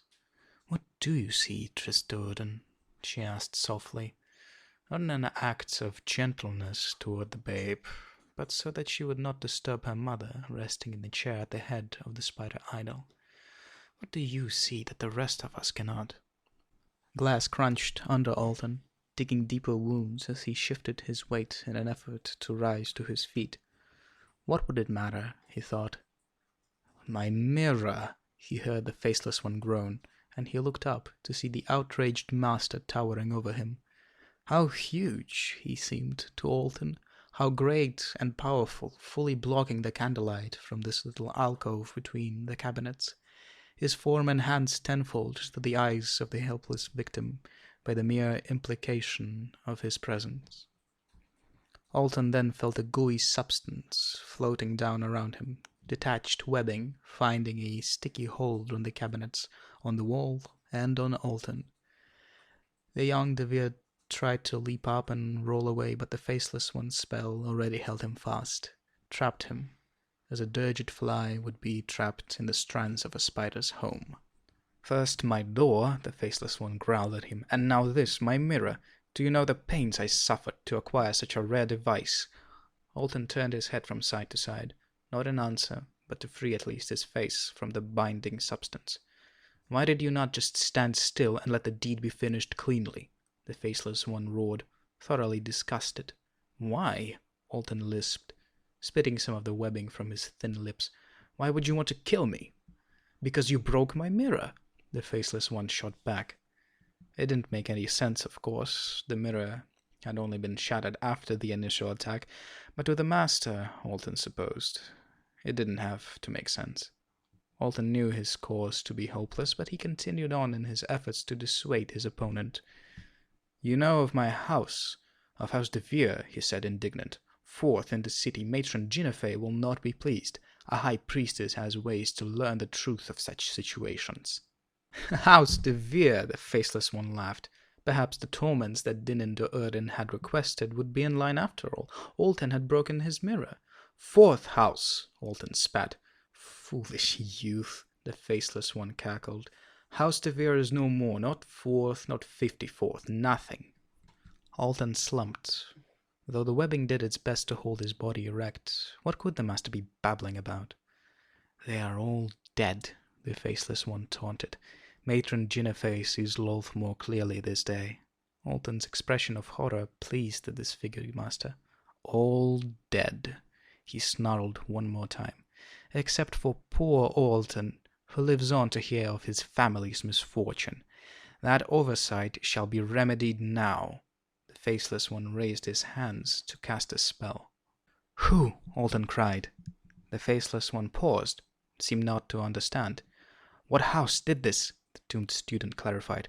"Or what conspiracy of houses brought down De Vere?" "Ah, you should be told," replied the Faceless One, obviously enjoying the situation. "I suppose it is your right to know, before you join your kin in the realm of death." A smile widened across the opening where his lips once had been. "But you broke my mirror," the master growled. "Die, stupid boy! Find your own answers." The Faceless One's chest jerked out suddenly, and he shuddered in convulsions, babbling curses in a tongue far beyond the terrified student's comprehension. What vile spell did this disfigured master have prepared for him, so wretched that its chants sounded in an arcane language foreign to learned Alton's ears, so unspeakably evil that its semantics jerked on the very edge of its caster's control? The Faceless One then fell forward to the floor and expired. Stunned, Alton followed the line of the master's hood down to his back, to the tail of a protruding dart. Alton watched the poisoned thing as it continued to shudder from the body's impact. Then he turned his scan upward to the center of the room, where the young cleaning attendant stood calmly. "Nice weapon, Faceless One," Massage beamed, rolling a two-handed crafted crossbow over in his hand. He threw a wicked smile at Alton and fitted another dart. Matron Malice hoisted herself out of her chair and willed herself to her feet. "Out of the way!" she snapped at her daughters. Maya and Vienna scooted away from the spider idol and the baby. "See his eyes, Matron Mother," Vienna dared to remark. "They're so unusual." Matron Malice studied the child. Everything seemed in place, and a good thing, too. Von Alfine, elder boy of House de Uden, was dead, and this boy, Drist, would have a difficult job replacing the valuable son. "His eyes," Vienna said again. The matron shot her a venomous look, but bent low to see what the fuss was about. "Purple," Malice said, startled. Never had she heard of such a thing. "He's not blind," Maya was quick to put in, seeing the disdain spreading across her mother's face. "Fetch the candle," Matron Malice ordered. "Let us see how these eyes appear in the world of light." Maya and Vienna reflexively headed for the sacred cabinet, but Brisa cut them off. "Only a high priestess may touch the holy items," she reminded them in a tone that carried the weight of a threat. She spun around haughtily, reached into the cabinet, and produced a single half-used red candle. The clerics hid their eyes, and Matron Malice put on a prudent hand over the baby's face as Brisa lit the sacred candle. It produced only a tiny flame, but to Drow eyes it came as a brilliant intrusion. "Bring it," said Matron Malice, after several moments of adjusting. Brisa moved the candle near Drist, and Malice gradually slid her hand away. "He does not cry," Brisa remarked, amazed that the babe could quietly accept such a stinging light.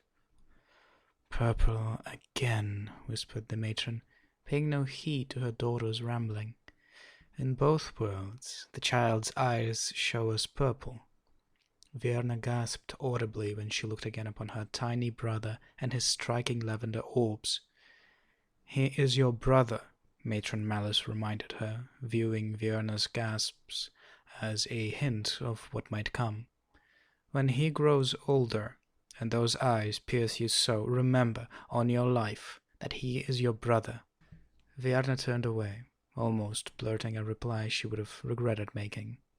Matron Malice's exploits with nearly every male soldier of the de Urden house, and many others that the seductive matron managed to sneak away from other houses, were almost legendary in Menzoberranzan.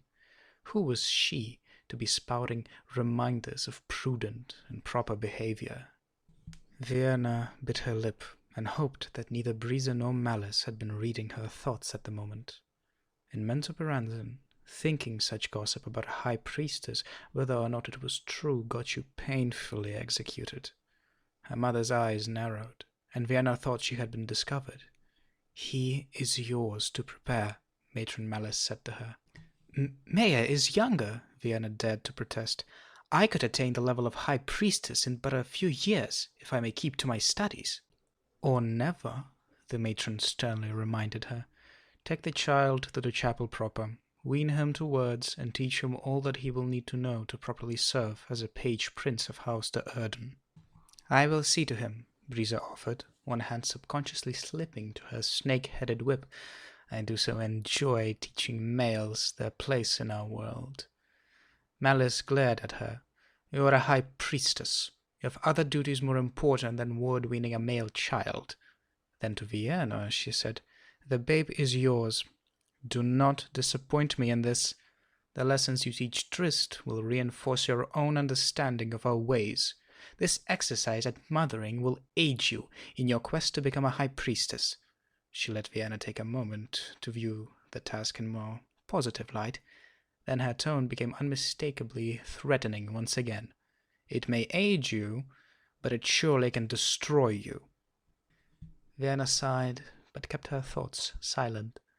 The chore that Matron Malice had dropped on her shoulders would consume the bulk of her time for at least 10 years. Vienna didn't like the prospects, she and this purple-eyed child together for 10 long years. The alternative, however, the wrath of Matron Malice de Erden, seemed a worse thing by far. Alton blew another web from his mouth.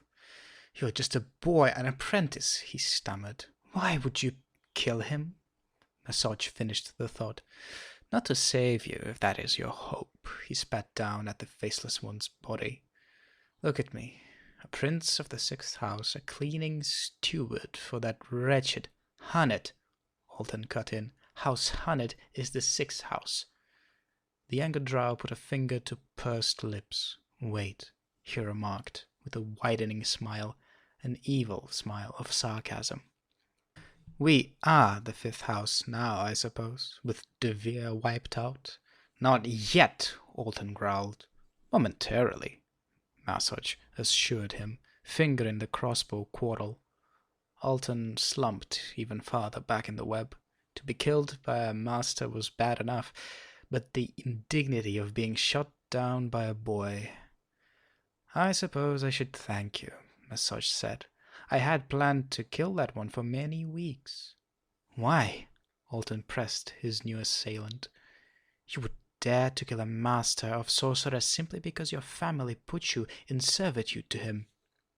"Because he would snub me," Massage yelled. 4 years I have slaved for him, that back end of a carrion crawler, cleaned his boots, prepared salve for his disgusting face. Was it ever enough? Not for that one." He spat at the corpse again and continued, talking more to himself than to the trapped student.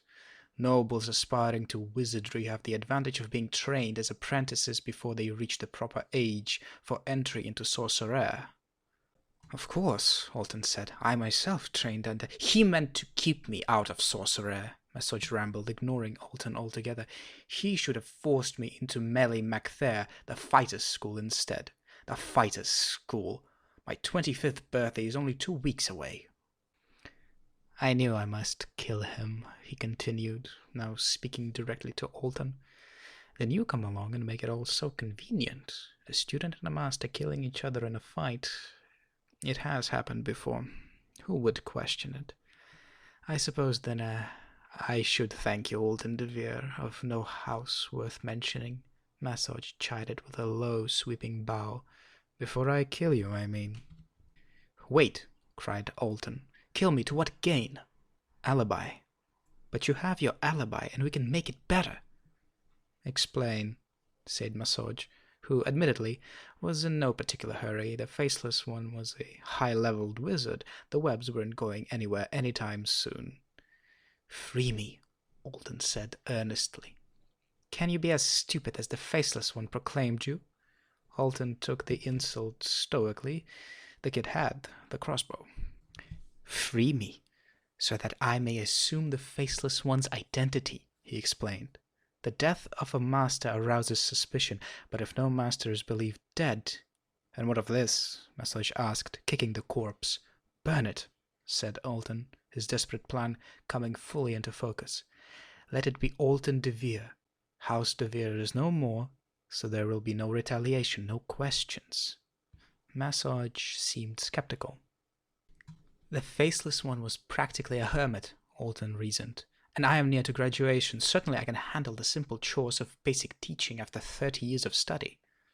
"And what is my gain?"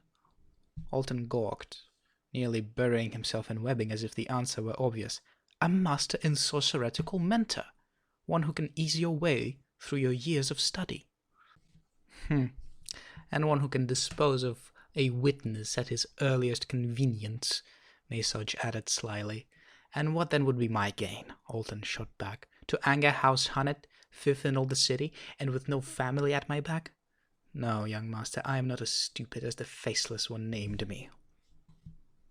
Massage ticked a long and pointed fingernail against his teeth and considered the possibilities. An ally among the masters of sorcery, this held possibilities. Another thought popped into Massage's mind, and he pulled open the cabinet to Alton's side and began rummaging through the contents. Alton flinched when he heard some ceramic and glass containers crashing together, thinking of the components, possibly even completed potions that might be lost by the apprentice's carelessness. Perhaps Melly MacThair would be a better choice for this one, he thought. A moment later, though, the younger drow reappeared, and Alton remembered that he was in no position to make such judgments.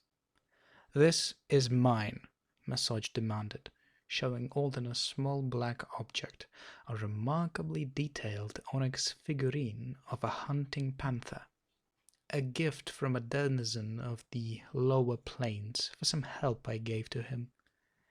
"You aided such a creature?" Alton had to ask, finding it difficult to believe that a mere apprentice had the resources necessary to even survive an encounter with such an unpredictable and mighty foe. "The Faceless One," Massage kicked the corpse again, "took the credit and the statue, but they are mine.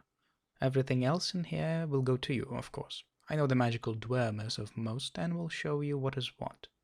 Brightening at the hope that he would indeed survive this dreadful day, Alton cared little about the figurine at the moment. All he wanted was to be freed of the webs, so that he could find out the truth of his house's fate. Then Massage, ever a confusing young drow, turned suddenly and started away. "Where are you going?" Alton asked. "To get the acid." "Acid?" Alton hid his panic well, though he had a terrible feeling that he understood what Massage meant to do. "You want the disguise to appear authentic," Massage explained matter-of-factly. "Otherwise, it would not be much of a disguise. We should take the advantage of the web while it lasts. It'll hold you still."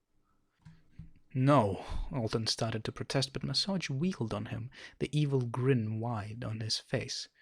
"It does seem a bit of a pain. A lot of trouble to go through," Massage admitted. "You have no family, and will find no allies in sorcerer, since the Faceless One was so despised by the other masters." He brought the crossbow up level with Alton's eyes and fitted another poisoned dart. "Perhaps you would prefer death?" "Get the acid," Alton cried. "To what end?" Massage teased, waving the crossbow. "What have you to live for, Alton de Vere of no house worth mentioning?" "Revenge," Alton sneered, the sheer wrath of his tone setting the confident Massage on his heels. "You've not learned this yet, though you will, my young student, but nothing in life gives more purpose than the hunger for revenge." Massage lowered the bow and eyed the trapped drow with respect, almost fear. Still, the apprentice Hunnet could not appreciate the gravity of Alton's proclamation, until Alton reiterated, this time with an eager smile on his face. "Get the acid." Chapter 4. The First House.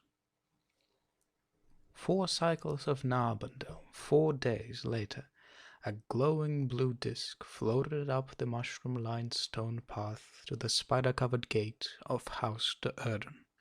The sentries watched it from the windows of the two outer towers and from the compound as it hovered patiently 3 feet off the ground. Word came to the ruling family only seconds later. "What can that be?" Breeza asked Zachnafine when she, the weapon master, Dinin, and Maya assembled on the balcony of the upper level. "A summons?" Zack asked, as much as answered. "We will not know until we investigate." Zack stepped out on the railing and out into the empty air, then levitated down to the compound floor. Breeza motioned to Maya, and the youngest de Erden daughter followed Zack. "It bears the standard of House Bainray," Zack called up after he had moved closer. He and Maya opened the large gates, and the disc slipped in, showing no hostile movements. "Bainray," Breeza repeated over her shoulder, down the house's corridor to where Matron Malice and Risen waited. "It seems that you are requested in audience, Matron Mother," Dinin put in nervously. Malice moved out to the balcony, and her husband obediently followed. "Do they know of our attack?"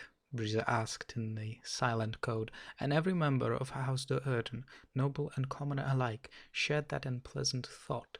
House de Veer had been eliminated only a few days before, and a calling card from the first matron mother of Menzoberranzan could hardly be viewed as a coincidence.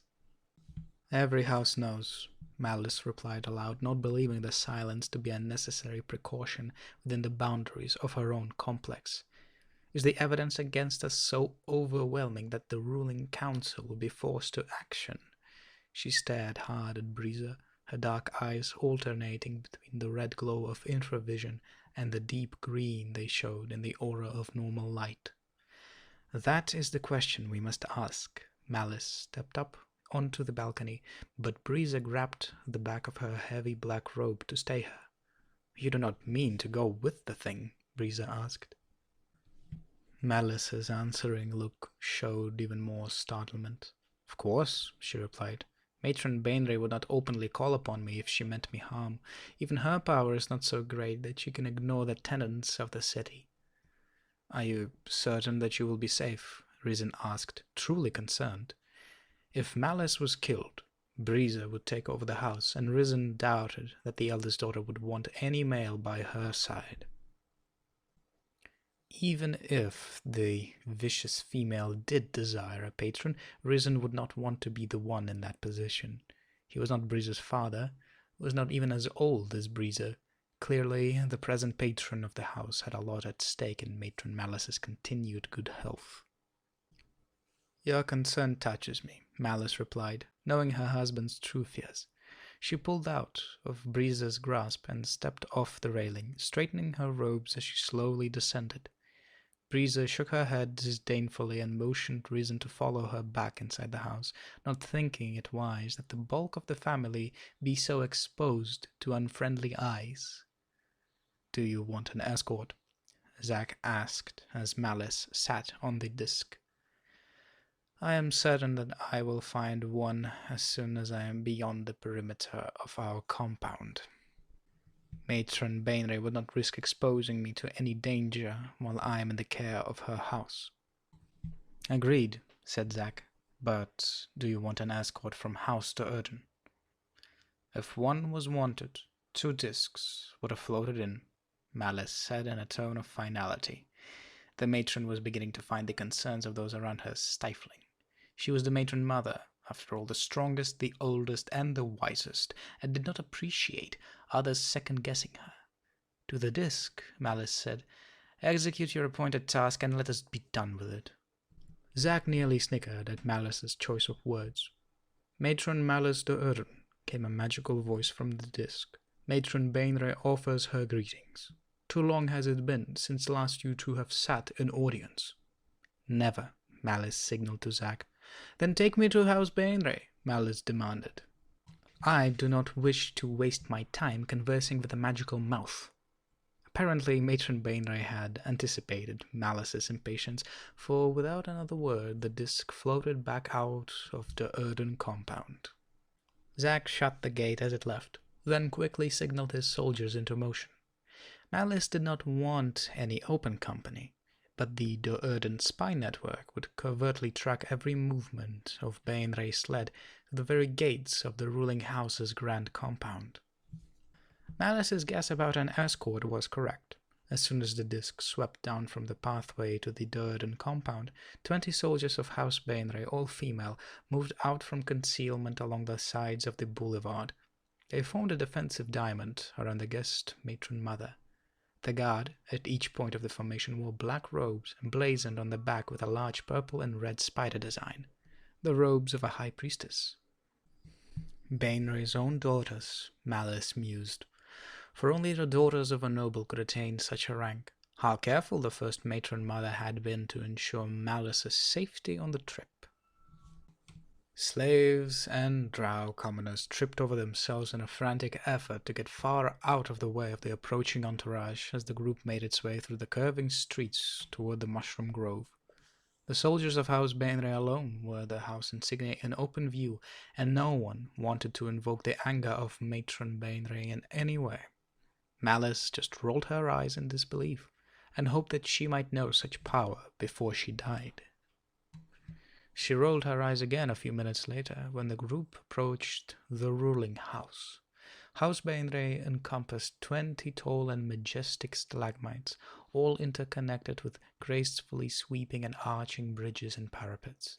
Magic and fairy fire glowed from 1,000 separate sculptures, and 100 regally adorned guardsmen paced about in perfect formations. Even more striking were the inverse structures, the 30 smallest stalactites of House Bainray.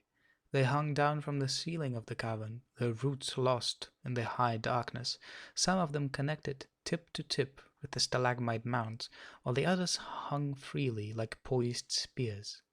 Ringing balconies, curving up like the edging of a screw, had been built along the length of all these, glowing with an overabundance of magic and highlighted design.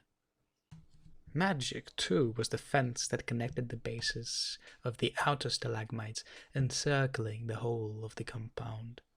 It was a giant web, silver against the general blue of the rest of the outer compound.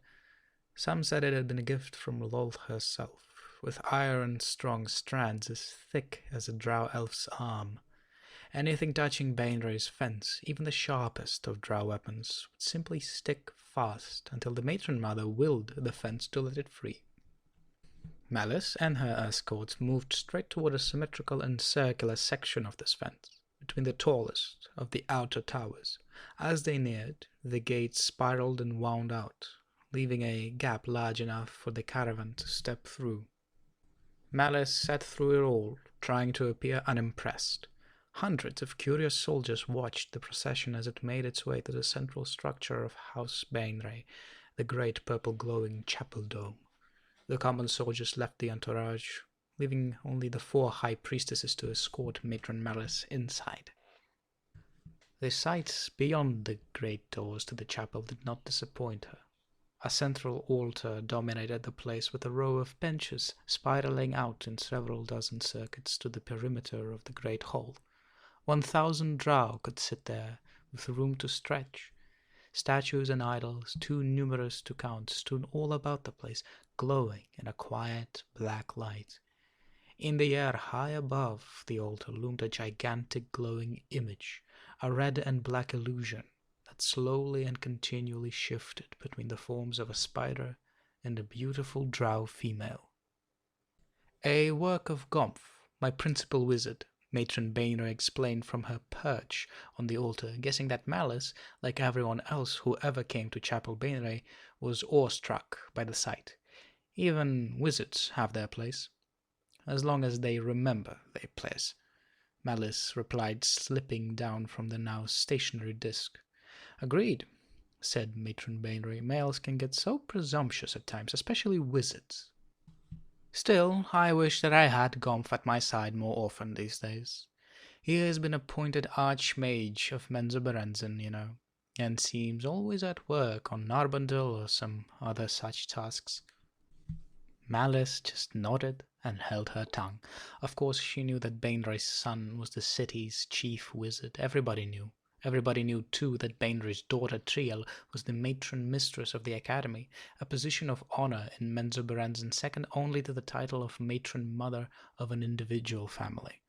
Malice had little doubt that Matron Bainbridge would somehow work the fact into the conversation before too long. Before Malice took a step toward the stairs to the altar, her newest escort stepped out from the shadows. Malice scowled openly when she saw the thing, a creature known as an illithid, a mind flayer. It stood about 6 feet tall, fully a foot taller than Malice, most of the difference being the result of the creature's enormous head. Glistening with slime, his head resembled an octopus with pupilless, milky white eyes. Malice composed herself quickly. Mind flayers were not unknown in Menzoberranzan, and rumors said that one had befriended Matron Bainbridge. These creatures, though more intelligent and more evil than even the drow, almost always inspired shudders of revulsion. "You may call him Methil," Matron Bainbridge explained. "His true name is beyond my pronunciation. He is a friend." Before Malice could reply, Bainbridge added, "Of course, Methil gives me the advantage in our discussion, and you are not accustomed to illithids." Then, as Malice's mouth drooped open in disbelief, Matron Bainbridge dismissed the illithid. "You read my thought," Malice protested. Few could insinuate themselves through the mental barriers of a high priestess well enough to read her thoughts, and the practice was a crime of the highest order in drow society. "No," Matron Bainbridge explained, immediately on the defensive. "Your pardon, Matron Malice. Methil reads thoughts, even the thoughts of a high priestess, as easily as you or I hear words. He communicates telepathically. On my word, I did not even realize that you had not yet spoken your thoughts." Malice waited to watch the creature depart the great hall, then walked up the steps to the altar. In spite of her efforts against the action, she could not help peeking up at the transforming spider and drow image every now and then. "How fares House de Erden?" Matron Bainbridge asked, feigning politeness. "Well enough," replied Malice, more interested at the moment in studying her counterpart than in conversing. They were alone atop the altar, though no doubt a dozen or so clerics wandered through the shadows of the great hall, keeping a watchful eye on the situation. Malice had all that she could handle in hiding her contempt for Matron Bainbridge. Malice was old, nearly 500, but Matron Bainbridge was ancient. Her eyes had seen the rise and fall of a millennium, by some accounts, though drow rarely lived past their 7th, and certainly not their 8th century. While drow normally did not show their age, Malice was as beautiful and vibrant now as she had been on her 100th birthday. Matron Bainbridge was withered and worn. The wrinkles surrounding her mouth resembled a spider's web, and she could hardly keep the heavy lids of her eyes from dropping altogether. Matron Bainbridge should be dead, Malice noted, but she still lives. Matron Bainbridge, seeming so beyond her time of life, was pregnant and due in only a few weeks. In this aspect, too, Matron Bainbridge defied the norm of the Dark Elves. She had given birth 20 times, twice as often as any others in Menzoberranzan, and 15 of those she bore were female, everyone a high priestess, too. 2 of Bainbridge's children were older than Malice. "How many soldiers do you now command?" Matron Bainbridge asked, leaning closer to show her interest. 300, Malice replied. "Oh," mused the withered old drow, pursing a finger to her lips. "I had heard the count at 350. Malice grimaced in spite of herself. Bainbridge was teasing her, referring to the soldiers House de Erden had added in its raid on House de Veer. 300, Malice said again. "Of course," replied Bainbridge, resting back. "And House Bainbridge holds 1,000? Malice asked, for no better reason than to keep herself on even terms in the discussion. "That has been our number for many years." Malice wondered again why this old decrepit thing was still alive. Surely more than one of Bainbridge's daughters aspired to the position of matron mother. Why hadn't they conspired and finished Matron Bainbridge off? Or why hadn't any of them? Some in the later stages of life struck out on their own to form separate houses, as was the norm for noble daughters when they passed their 5th century. While they lived under Matron Bainbry's rule, their children would not even be considered nobles, but would be relegated to the ranks of the commoners. "You have heard of the fate of House de Vere?" Matron Bainbry asked directly, growing as tired of the hesitant small talk as her counterpart. "Of what house?" Malice asked pointedly. At this time there was no such thing as House de Vere in Menzoberranzan. To Drow reckoning, the house no longer existed. The house never existed. Matron Bainbry cackled. "Of course," she replied. "You are matron mother of the 9th house now. That is quite an honor." Malice nodded. "But not as great as honor as matron mother of the 8th house." "Yes," agreed Bainbry, "but 9th is only one position away from the seat on the ruling council." "That would be an honor indeed," Malice replied. She was beginning to understand that Bainbry was not simply teasing her, but was congratulating her as well, and prodding her on to greater glories. Malice brightened at the thought. Bainbry was in the highest favor of the Spider Queen. If she was pleased with House de Erden's ascension, then so was Lolth. "Not as much of an honor as you would believe," said Bainbry. "We're a group of meddling old females, gathering every so often to find new ways to put our hands into places they do not belong." "The city recognizes your rule." "Does it have a choice?" Bainbry laughed. "Still, Drow business is better left to the matron mothers of the individual houses. Lolth would not stand for a presiding council exacting anything that would even remotely resemble a total rule. Do you not believe that House Bainbry would have conquered all of Menzoberranzan long ago if that was the Spider Queen's will?" "Not now, of course," Matron Bainbry explained. "The city is too large for such an action in this age, but long ago, before you were even born, House Bainbry would not have found such a conquest difficult. But that is not our way. Lolth encourages diversity. She's pleased that houses stand to balance each other out, ready to fight beside each other in times of common need."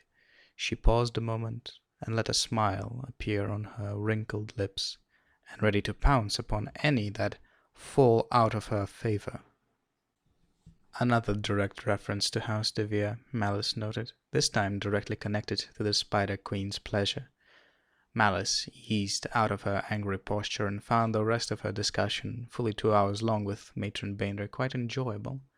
Still, when she was back on the disc and floating out through the compound, past the grandest and strongest house in all of Menzoberranzan, Malice was not smiling.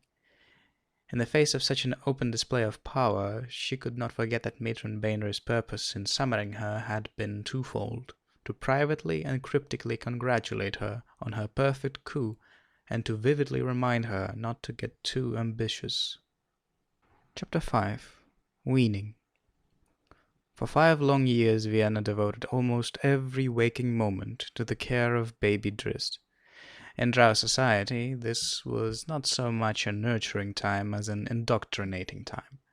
The child had to learn basic motor and language skills, as did children of all intelligent races, but a Drow elf also had to be grilled on the precepts that bound the chaotic society together. In the case of a male child, such as Drizzt, Vienna spent hour after endless hour reminding him that he was inferior to the Drow females. Since almost all of this portion of Drizzt's life was spent in the family chapel, he encountered no males except during times of communal worship. Even when all in the house gathered for the unholy ceremonies, Drizzt remained silent at Vienna's side, with his gaze obediently on the floor. When Drizzt was old enough to follow commands, Vienna's workload lessened. Still, she spent many hours teaching her younger brother. Presently they were working on the intricate facial, hand and body movement of the silent code. Often, though, she just set Drizzt about the endless task of cleaning the domed chapel. The room was barely a fifth the size of the great hall in House Bainbry, but it could hold all the dark elves of House de Erden with 100 seats to spare. Being a wean mother was not so bad now, Vienna thought, but still she wished that she could devote more of her time to her studies. If Matron Malice had appointed Maya to the task of rearing the child, Vienna might already have been ordained as a high priestess. Vienna still had another 5 years in her duties with Drizzt. Maya might attain high priesthood before her. Vienna dismissed that possibility. She could not afford to worry about such problems. She would finish her tenure as Queen Mother in just a few short years. On or around his 10th birthday, Drizzt would be appointed page prince of the family and would serve all the household equally. If her work with Drizzt did not disappoint Matron Malice, Vienna knew that she would get her due. "Go up the wall," Vienna instructed. "Tend to that statue." She pointed to a sculpture of a naked drow female about 20 feet from the floor. Young Drizzt looked up at it confused. He couldn't possibly climb up to this sculpture and wipe it clean while holding any secure perch. Drizzt knew the high price of disobedience, though even of hesitation, and he reached up, searching for his first handhold. "Not like that," Vienna scolded. "How?" Drizzt dared to ask, for he had no idea what his sister was hinting at. "Will yourself up to the gargoyle," Vienna explained. Drizzt's small face crinkled in confusion. "You are a noble of House de Erden," Vienna shouted at him, "or at least you will one day earn that distinction. In your neck purse you possess the emblem of their house, an item of considerable magic." Vienna still wasn't certain if Drizzt was ready for such a task. Levitation was a high manifestation of innate drow magic, certainly more difficult than lining objects in fairy fire or summoning globes of darkness. The Do Erden emblem heightened these innate powers of drow elves, magic that usually emerged as drow matured. Whereas most drow nobles could summon the magical energy to levitate once every day or so, the nobles of House de Erden, with their insignia tool, could do so repeatedly. Normally, Vienna would have never tried this on a male child younger than 10, but Drizzt had shown her so much potential in the last couple of years that she saw no harm in the attempt. "Just put yourself in line with the statue," she explained, "and will yourself to rise." Drizzt looked up to the female carving, then lined his feet just out in front of the thing's angled and delicate face. He put a hand to his collar, trying to attune himself to the emblem. He had sensed before that the magic coin possessed some type of power, but it was only a raw sensation, a child's intuition. Now that Drizzt had some focus and confirmation to his suspicions, he clearly felt the vibrations of magical energy. A series of deep breaths cleared distracting thoughts from the young drow's mind. He blocked out the other sights of the room. All he saw was the statue, the destination. He felt himself grow lighter. His heels went up, and then he was on one toe, though he felt no weight upon it. Drizzt looked over at Vienna. His smile widened in amazement. Then he tumbled to a heap. "Foolish male!" Vienna scolded. "Try again. Try 1,000 times if you must." She reached for the snake-headed whip on her belt. "If you fail..." Drizzt looked away from her, cursing himself. His own elation had caused the spell to falter. He knew that he could do it now, though, and he was not afraid of being beaten. He concentrated again on the sculpture and let the magical energy gather within his body. Vienna too knew that Drizzt would eventually succeed. His mind was keen, as sharp as any Vienna had ever known, including those of the other females of House de Erden. The child was stubborn too. Drizzt would not let the magic defeat him. She knew he would stand under the sculpture until he fainted from hunger if need be. Vienna watched him go through a series of small successes and failures, the last one dropping Drizzt from a height of nearly 10 feet. Vienna flinched, wondering if he was seriously hurt. Drizzt, whatever his wounds, did not even cry out, but moved back into position and started concentrating all over again. "He's young for that," came a comment from behind Vienna. She turned in her seat to see Breeza standing over her, a customary scowl on the older sister's face. "Perhaps," Vienna replied, "but I'll not know until I let him try." "Whip him when he falls," Breeza suggested, pulling her cruel 6-headed instrument from her belt. She gave the whip a loving look, as if it were some sort of pet, and let a snake's head writhe about her neck and face. Inspiration. "Put it away," Vienna retorted. "Drizzt is mine to rear, and I need no help from you." "You should watch how you speak to a high priestess," Brisa warned, and all of the snakehead's extensions of her thoughts turned menacingly toward Vienna. "As Matron Malice will watch you how you interfere with my tasks," Vienna was quick to reply. Brisa put her whip away at the mention of Matron Malice. "Your tasks," she echoed scornfully. "You are too yielding for such a chore. Male children must be disciplined. They must be taught their place." Realizing that Vienna's threat held dire consequences, the older sister turned and left. Vienna let Brisa have the last word. The wean mother looked back to Drizzt, still trying to get up to the statue. "Enough," she ordered, recognizing that the child was tiring. He could barely get his feet off the ground. "I will do it," Drizzt snapped back at her. Vienna liked his determination, but not the tone of his reply. Perhaps there was some truth to Brisa's words. Vienna snapped the snake-headed whip from her belt. A little inspiration might go a long way.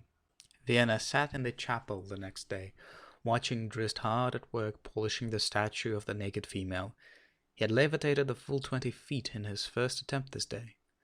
Vienna could not help but be disappointed when Drizzt did not look back to her and smile at this success. She saw him now, hovering up in the air, his hands a blur as they worked the brushes. Most vividly of all, though, Vienna saw the scars on her brother's naked back, the legacy of their inspirational discussion. In the infrared spectrum, the whip lines showed clearly, trails of warmth where the insulating layers of skin had been stripped away. Vienna understood the gain in beating a child, particularly a male child. Few drow males ever raised a weapon against a female unless under the order of some other female. How much do we lose? Vienna wondered aloud. What more could one such as Drizzt become? When she heard the words spoken aloud, Vienna quickly brushed the blasphemous thoughts from her mind. She aspired to become a high priestess of the Spider Queen, Lolth the Merciless. Such thoughts were not in accord with the rules of her station. She cast an angry glare on her little brother, transferring her guilt, and again took out her instrument of punishment. She would have to whip Drizzt again this day for the sacrilegious thoughts he had inspired within her. So the relationship continued for another 5 years, with Drizzt learning the basic lessons of life in drow society while endlessly cleaning the chapel of House de Erden. Beyond the supremacy of female drow, a lesson always accentuated by the wicked snake-headed whip, the most compelling lesson were those concerning the surface elves, the fairies. Evil empires often bound themselves in webs of hate toward fabricated enemies, and none in the history of the world were better at it than drow. From the first day they were able to understand the spoken word, drow children were taught that whatever was wrong in their lives could be blamed on the surface elves. Whenever the fangs of Vienna's whip sliced into Drizzt's back, he cried out for the death of a fairy. Conditioned hatred was rarely an irrational emotion. Part 2. The Weapon Master. Empty hours, empty days. I find that I have few memories of that first period of my life, those first 16 years when I labored as a servant. Minutes blended into hours, hours into days, and so on, until the whole of it seemed one long and barren moment. Several times I managed to sneak out into the balcony of House de Erden and look out over the magical lights of Menzoberranzan. On all of those secret journeys, I found myself entranced by the growing and then dissipating heat light of Narbontel, the time clock pillar. Looking back on that now, on those long hours, watching the glow of the wizard's fire slowly walk its way up and then down the pillar, I am amazed at the emptiness of my early days. I clearly remember my excitement, tingling excitement, each time I got out of the house and set myself into position to observe the pillar. Such a simple thing it was, yet so fulfilling compared to the rest of my existence. Whenever I hear the crack of a whip, another memory, more of a sensation than a memory actually, sends a shiver through my spine. The shocking jolt and the ensuing numbness from those snake-headed weapons is not something that one person could soon forget. They bite under your skin, sending waves of magical energy through your body, waves that make your muscles snap and pull beyond their limits. Yet, I was luckier than most. My sister Vienna was near to becoming a high priestess when she was assigned the task of rearing me, and was at a period of her life where she possessed far more energy than such a job required. Perhaps then there was more to those first 10 years under her care than I now recall. Vienna never showed the intense wickedness of our mother, or more particularly of our oldest sister, Brisa. Perhaps there were good times in the solitude of the house chapel. It's possible that Vienna allowed a more gentle side of herself to show through to her baby brother. Maybe not. Even though I count Vienna as the kindest of my sisters, her words drip in the venom of Lolth as surely as those of any cleric of Menzoberranzan.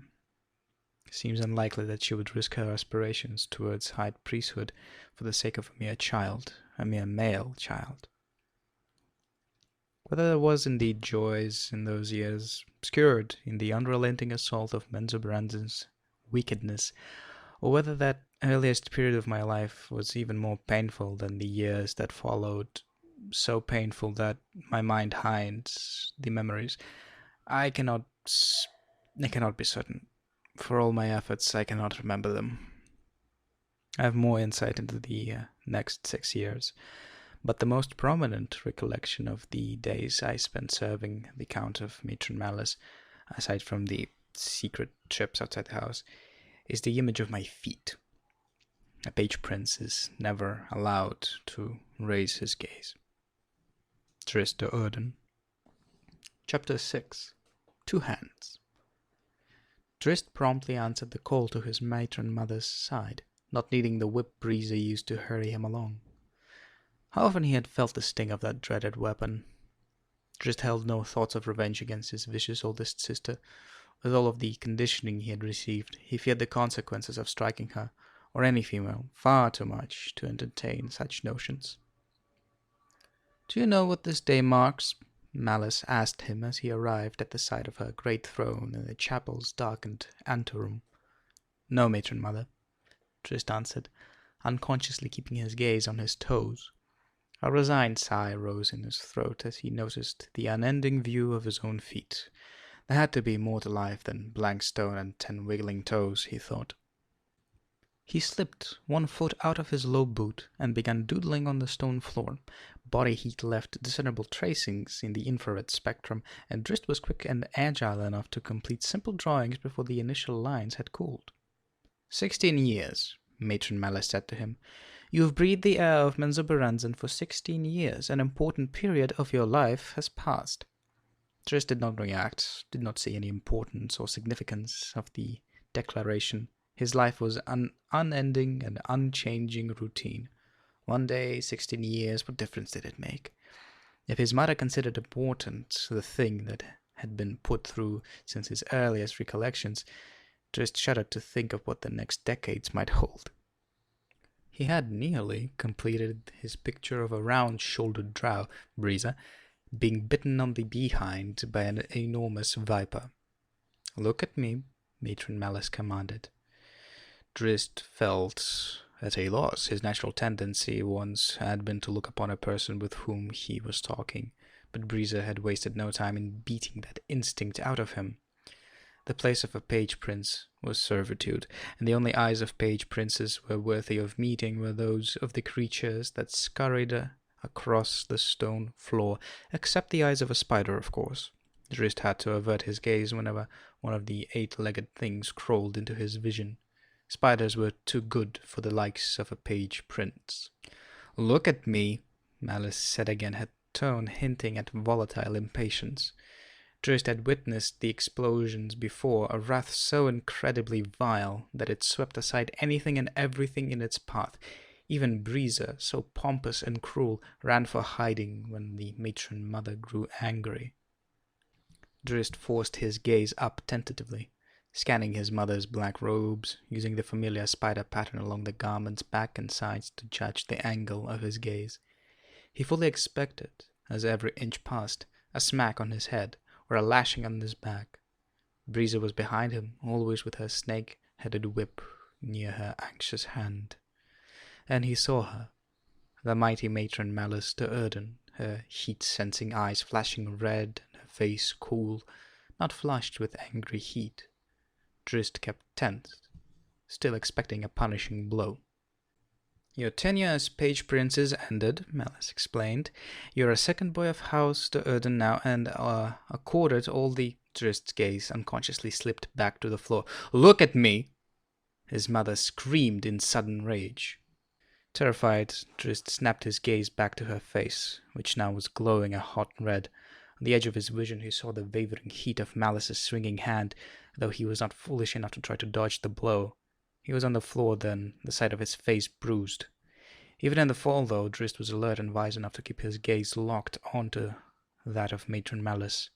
"No more a servant," the matron mother roared, "to continue acting like one would bring disgrace to our family." She grabbed Drizzt by the throat and dragged him roughly to his feet. "If you dishonor House de Erden," she promised, her face an inch from his, "I will put needles into your purple eyes." Drizzt didn't blink. In the 6 years since Vienna had relinquished care of him, putting him into general servitude to all the family, he had come to know Matron Malice well enough to understand all of the subtle connotations of her threats. She was his mother, for whatever that was worth, but Drizzt did not doubt that she would enjoy sticking needles in his eyes. "This one is different," Vienna said, "in more than the shade of his eyes." "In what way, then?" Zaknafine asked, trying to keep his curiosity at a professional level. Zack had always liked Vienna better than the others, but she recently had been ordained a high priestess and had since become too eager for her own good. Vienna slowed the pace of her gait. The door to the chapel's antechamber was in sight now. "It's hard to say," she admitted. "Drizzt is as unintelligent as any child I have ever known. He could levitate by the age of 5. Yet after he became the page prince, it took weeks of punishment to teach him the duty of keeping his gaze to the floor, as if such a simple act ran unnaturally counter to his constitution." Zaknafine paused and let Vienna move ahead of him. "Unnatural," he whispered under his breath, considering the implications of Vienna's observations. Unusual, perhaps, for a drow, but exactly what Zaknafine would expect and hope for from a child of his loins. He moved behind Vienna into the lightless anteroom. Malice, as always, sat in her throne at the head of the spider idol, but all the other chairs in the room had been moved to the walls, even though the entire family was present. This was to be a formal meeting, Zack realized, for only their matron mother was accorded the comfort of a seat. "Matron Malice," Vienna began in her most reverent voice, "I present to you Zaknafine as you requested." Zack moved up beside Vienna and exchanged nods with Malice, but he was more intent on the youngest de Erden, standing naked to the waist at the matron mother's side. Malice held up one hand to silence the others, then motioned for Breezer, holding a house Bivafi, to continue. An expression of elation brightened Drizzt's childish face as Breezer, chanting through the appropriate incantations, placed the magical cloak, black and shot with streaks of purple and red, over his shoulders. "Greetings, Zaknafine de Erden," Drizzt said heartily, drawing stunned looks from all in the room.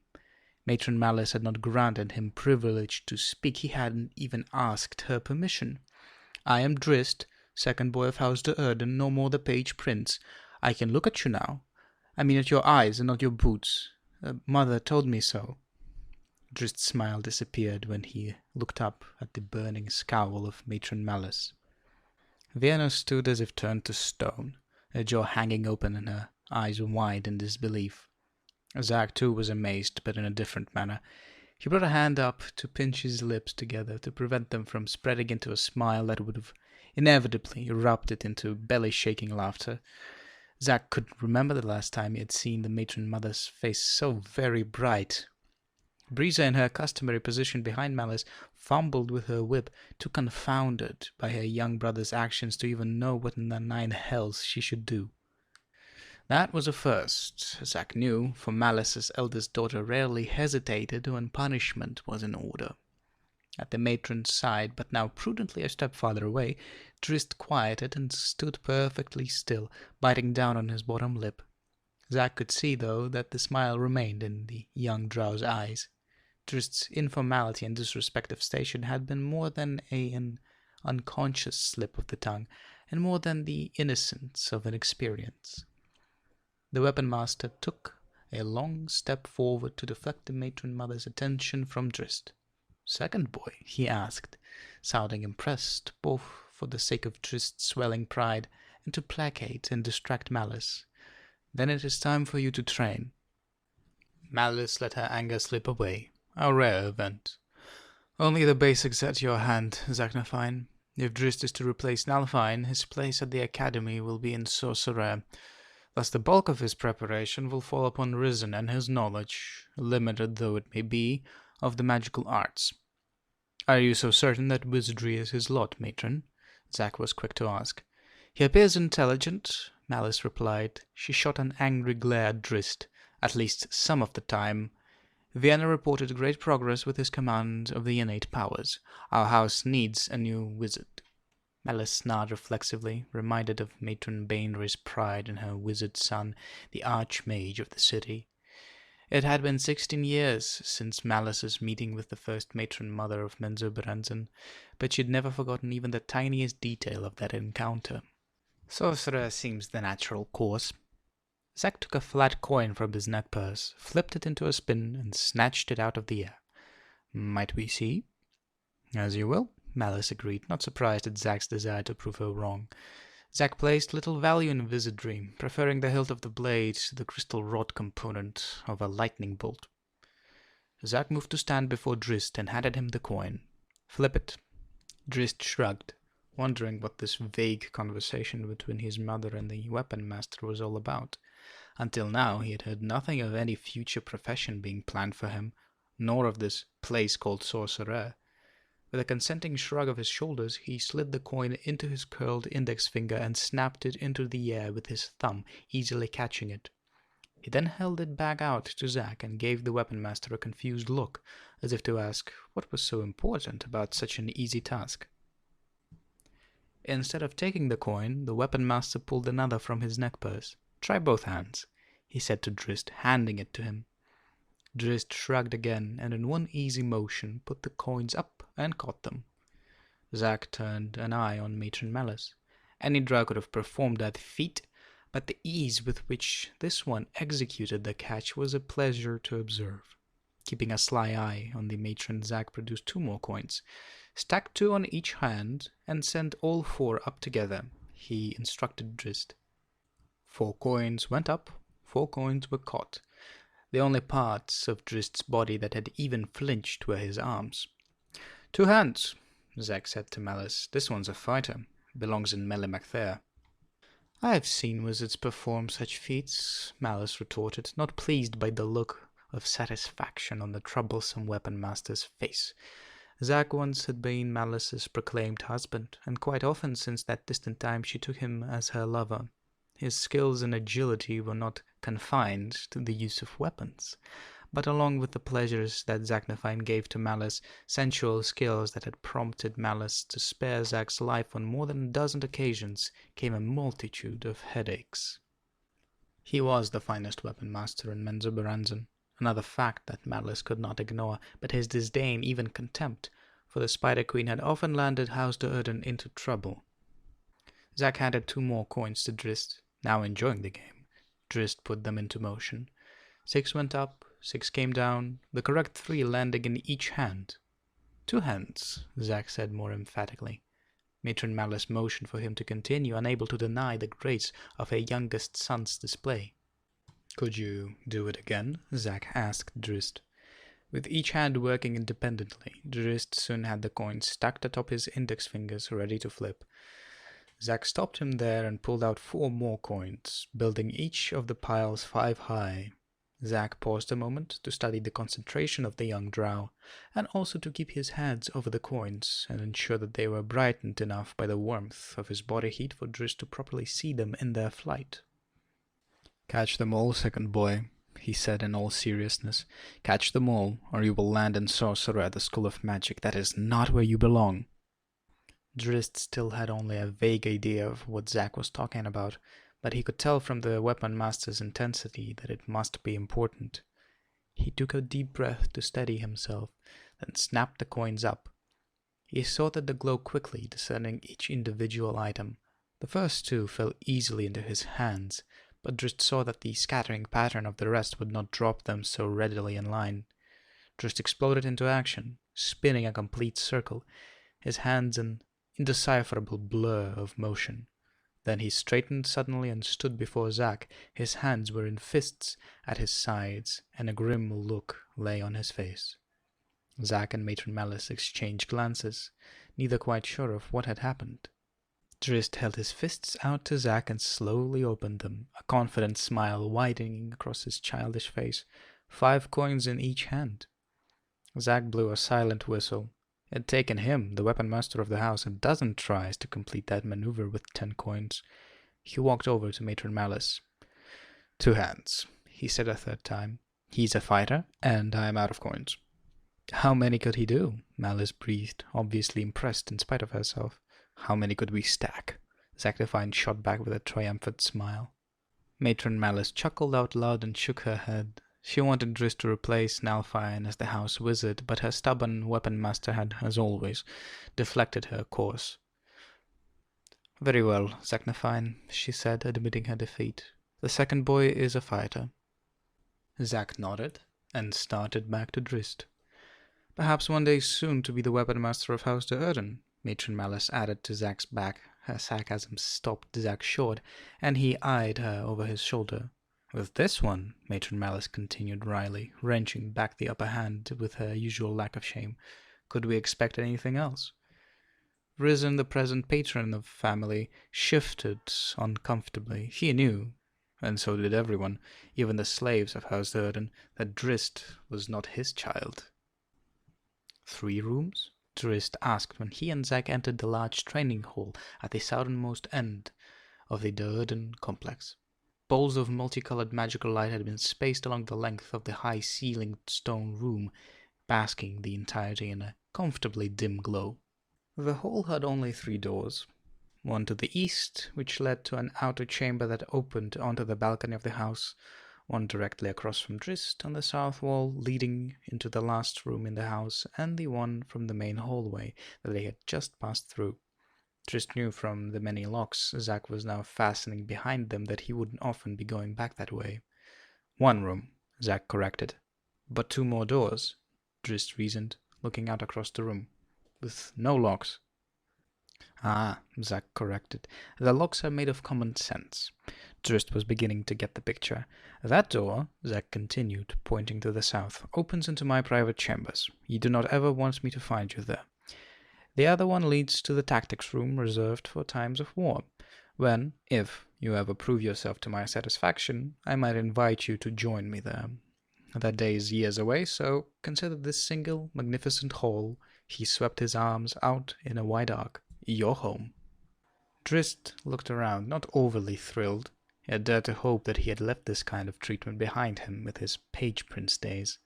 This setup, though, brought him back even to before his 6 years of servitude in the house, back to that decade when he had been locked away in the family chapel with Vienna. This room wasn't even as large as the chapel, and was too tight for the likings of the spirited young drow. His next questions came out as a growl. "Where do I sleep?" "Your home," Zack answered matter-of-factly. "Where do I take meals?" "Your home." Drist's eyes narrowed to slits and his face flushed in glowing heat.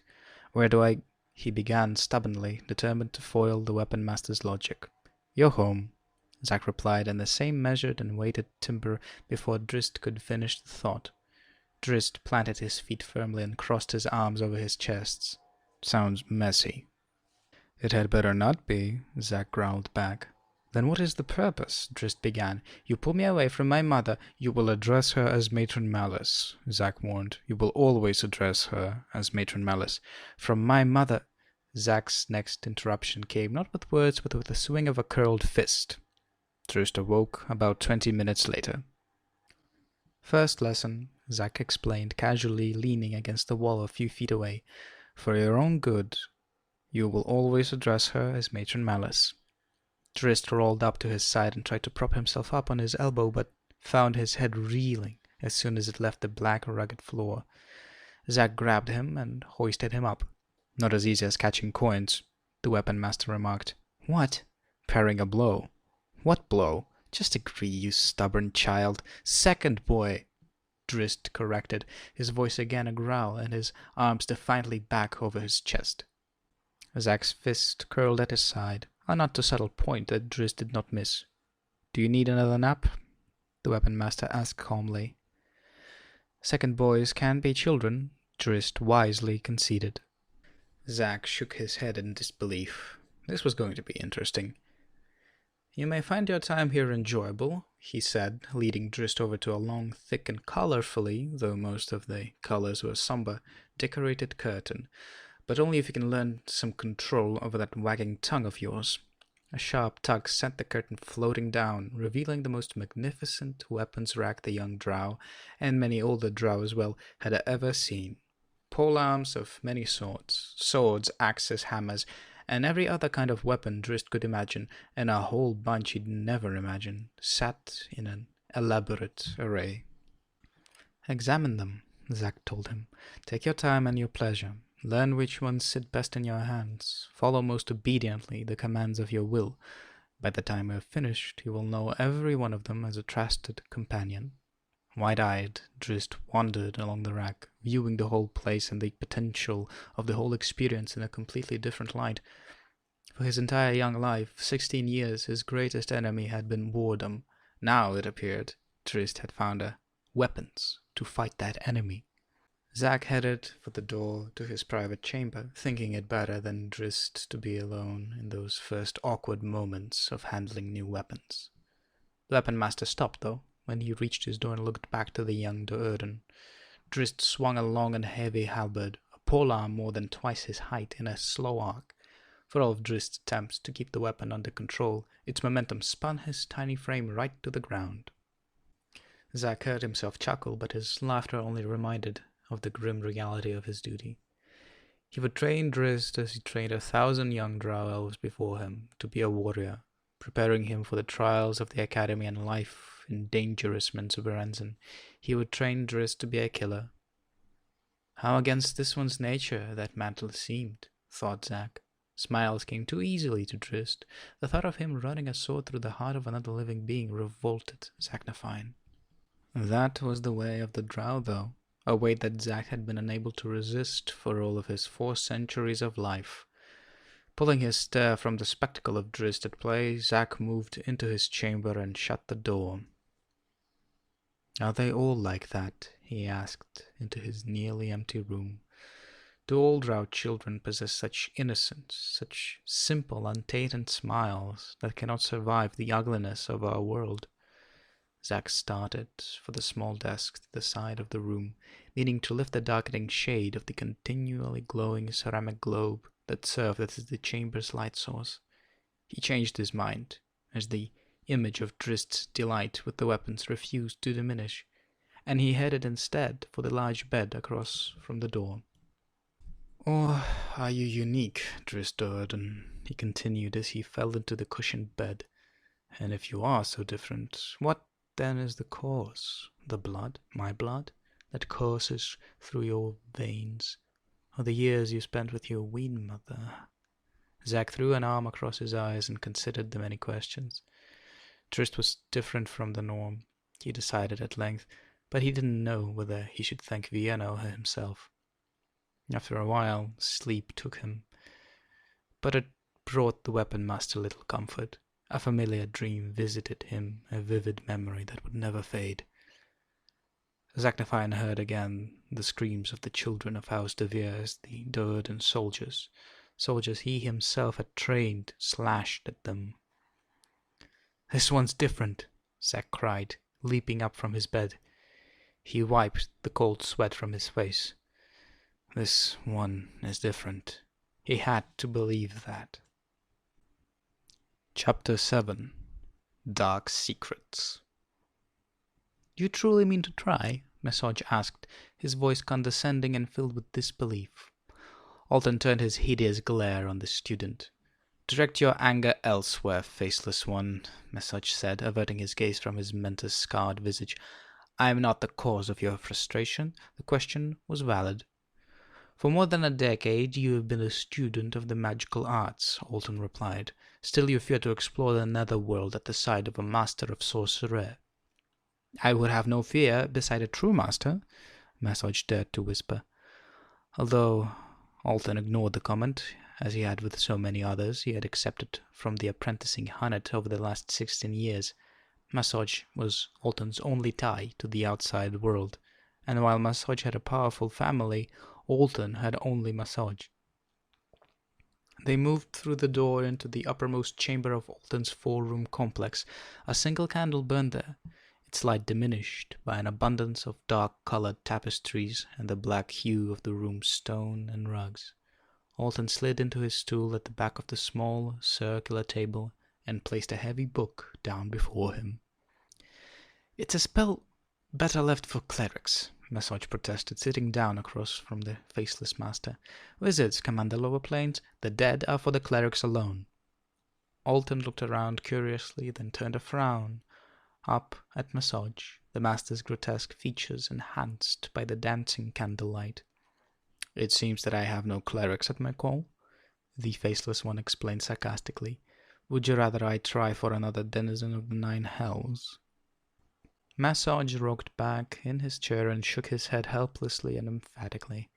Alton had a point. A year before, the faceless one had sought answers to his questions by enlisting the aid of an ice devil.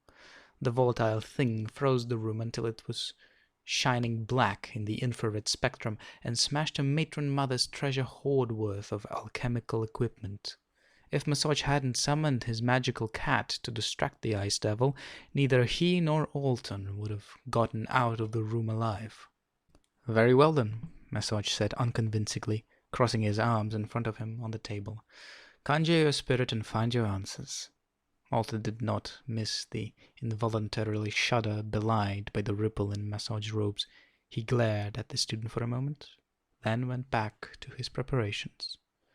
As Alton neared the time of casting, Massage's hand instinctively went into his pocket, to the onyx figurine of the hunting cat he had acquired on the day Alton had assumed the faceless one's identity. The little statue was enchanted with a powerful dwemer that enabled its possessor to summon a mighty panther to his side.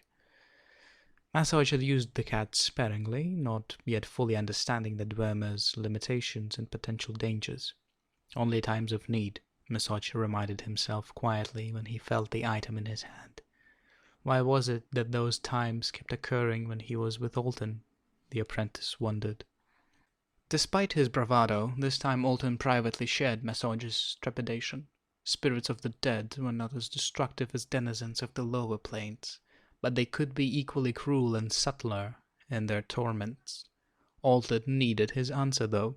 For more than a decade and a half, he had sought his information through conventional channels, inquiring of masters and students, in a roundabout manner, of course, of the details concerning the fall of House de Vere.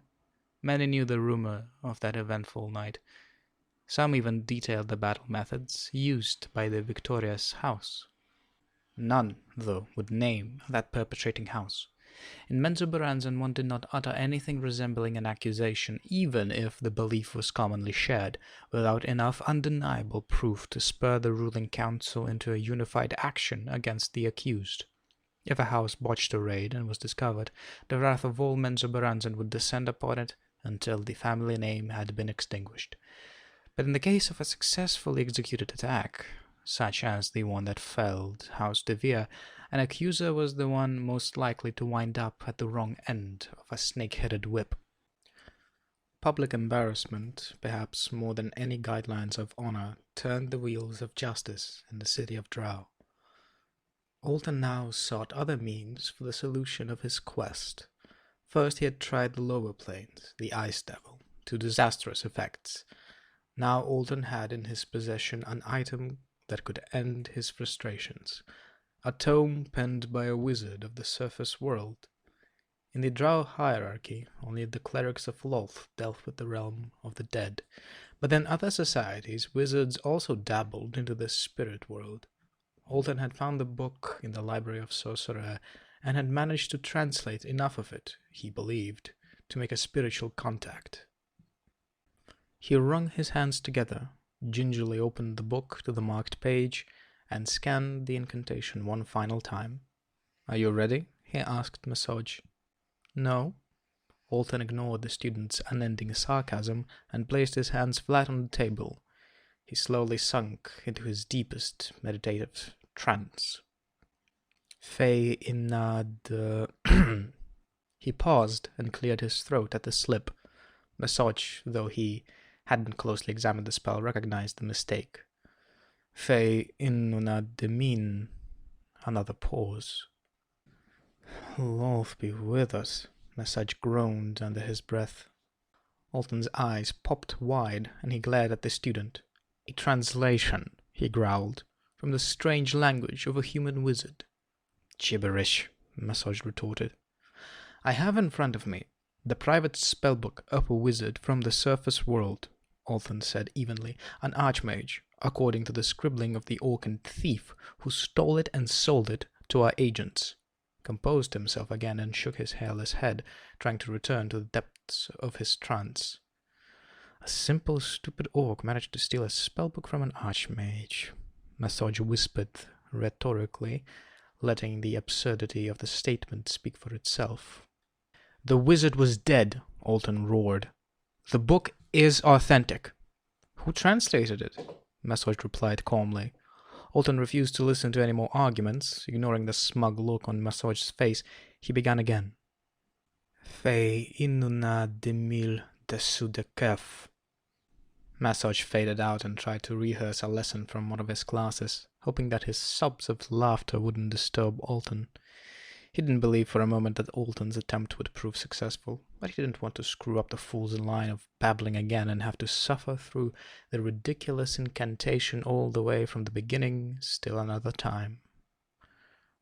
Short time later, when Massage heard Alton's excited whisper, "Matron Ginnifer," he quickly focused his attention back on the events at hand. Sure enough, an unusual ball of green-hued smoke appeared over the candle's flame and gradually took a more definite shape. "Matron Ginnifer," Alton gasped again when the summon was complete. Hovering before him was the unmistakable image of his dead mother's face.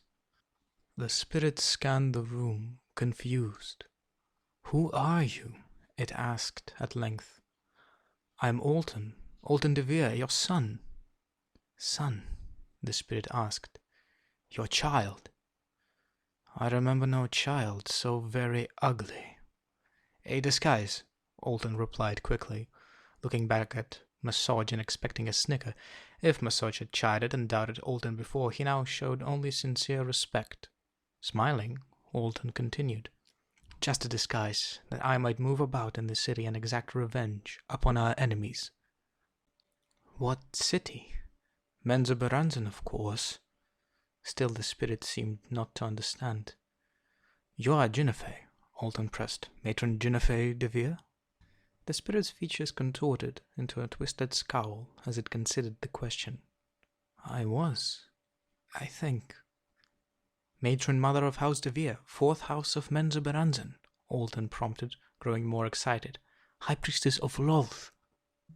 The mention of the Spider Queen sent a spark through the spirit. "Oh no," it balked. Ginnifer remembered now. "You should not have done this, my ugly son." "It is just a disguise," Alton interrupted. "I must leave you," Ginnifer's spirit continued, glancing around nervously. "You must release me." "But I need some information from you, Matron Ginnifer."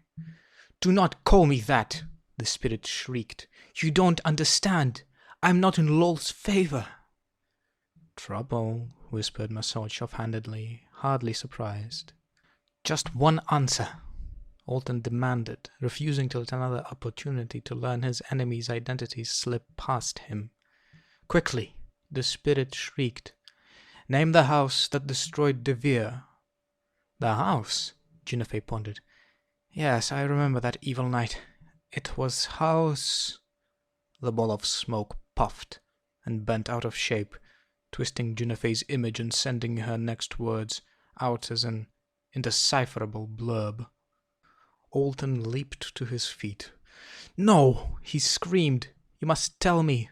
Who are my enemies?" "Would you count me as one?" the spirit image said in a voice very different from the one it had used earlier, a tone of sheer power that stole the blood from Alton's face. The image twisted and transformed and became something ugly, uglier than Alton, hideous beyond all experience on the material plane. Alton was not a cleric, of course, and he had never studied the Drow religion beyond the basic tenets taught to males of the race. He knew the creature now, hovering in the air before him, though, for it appeared as an oozing, slimy stick of melted wax, a Yoklol, a handmaiden of Lolth. "You dare to disturb the torment of Jinifei," the Yoklol snarled. "Damn," whispered Massage, sliding slowly down under the black tablecloth. Even he, with all of his doubts of Alton, had not expected his disfigured mentor to land them in trouble this serious. But Alton stuttered. "Never again disturb this plain, feeble wizard," the Yoklol roared. I did not try for the abyss," Alton protested meekly. "I only meant to speak with Jinifei," the Yoklol snarled. "Fallen priestess of Lolth. Where would you expect to find her spirit, foolish male? Frolicking in Olympus with the false gods of the surface elves?" I did not think—" "Do you ever?" the Yoklol growled. "Nope," Massage answered silently, careful to keep himself as far out of the way as possible. "Never again disturb this plane," the Yoklol warned a final time. "The Spider Queen is not merciful and has no tolerance for meddling males." The creature's oozing face puffed and swelled, expanding beyond the limit of the smoky ball.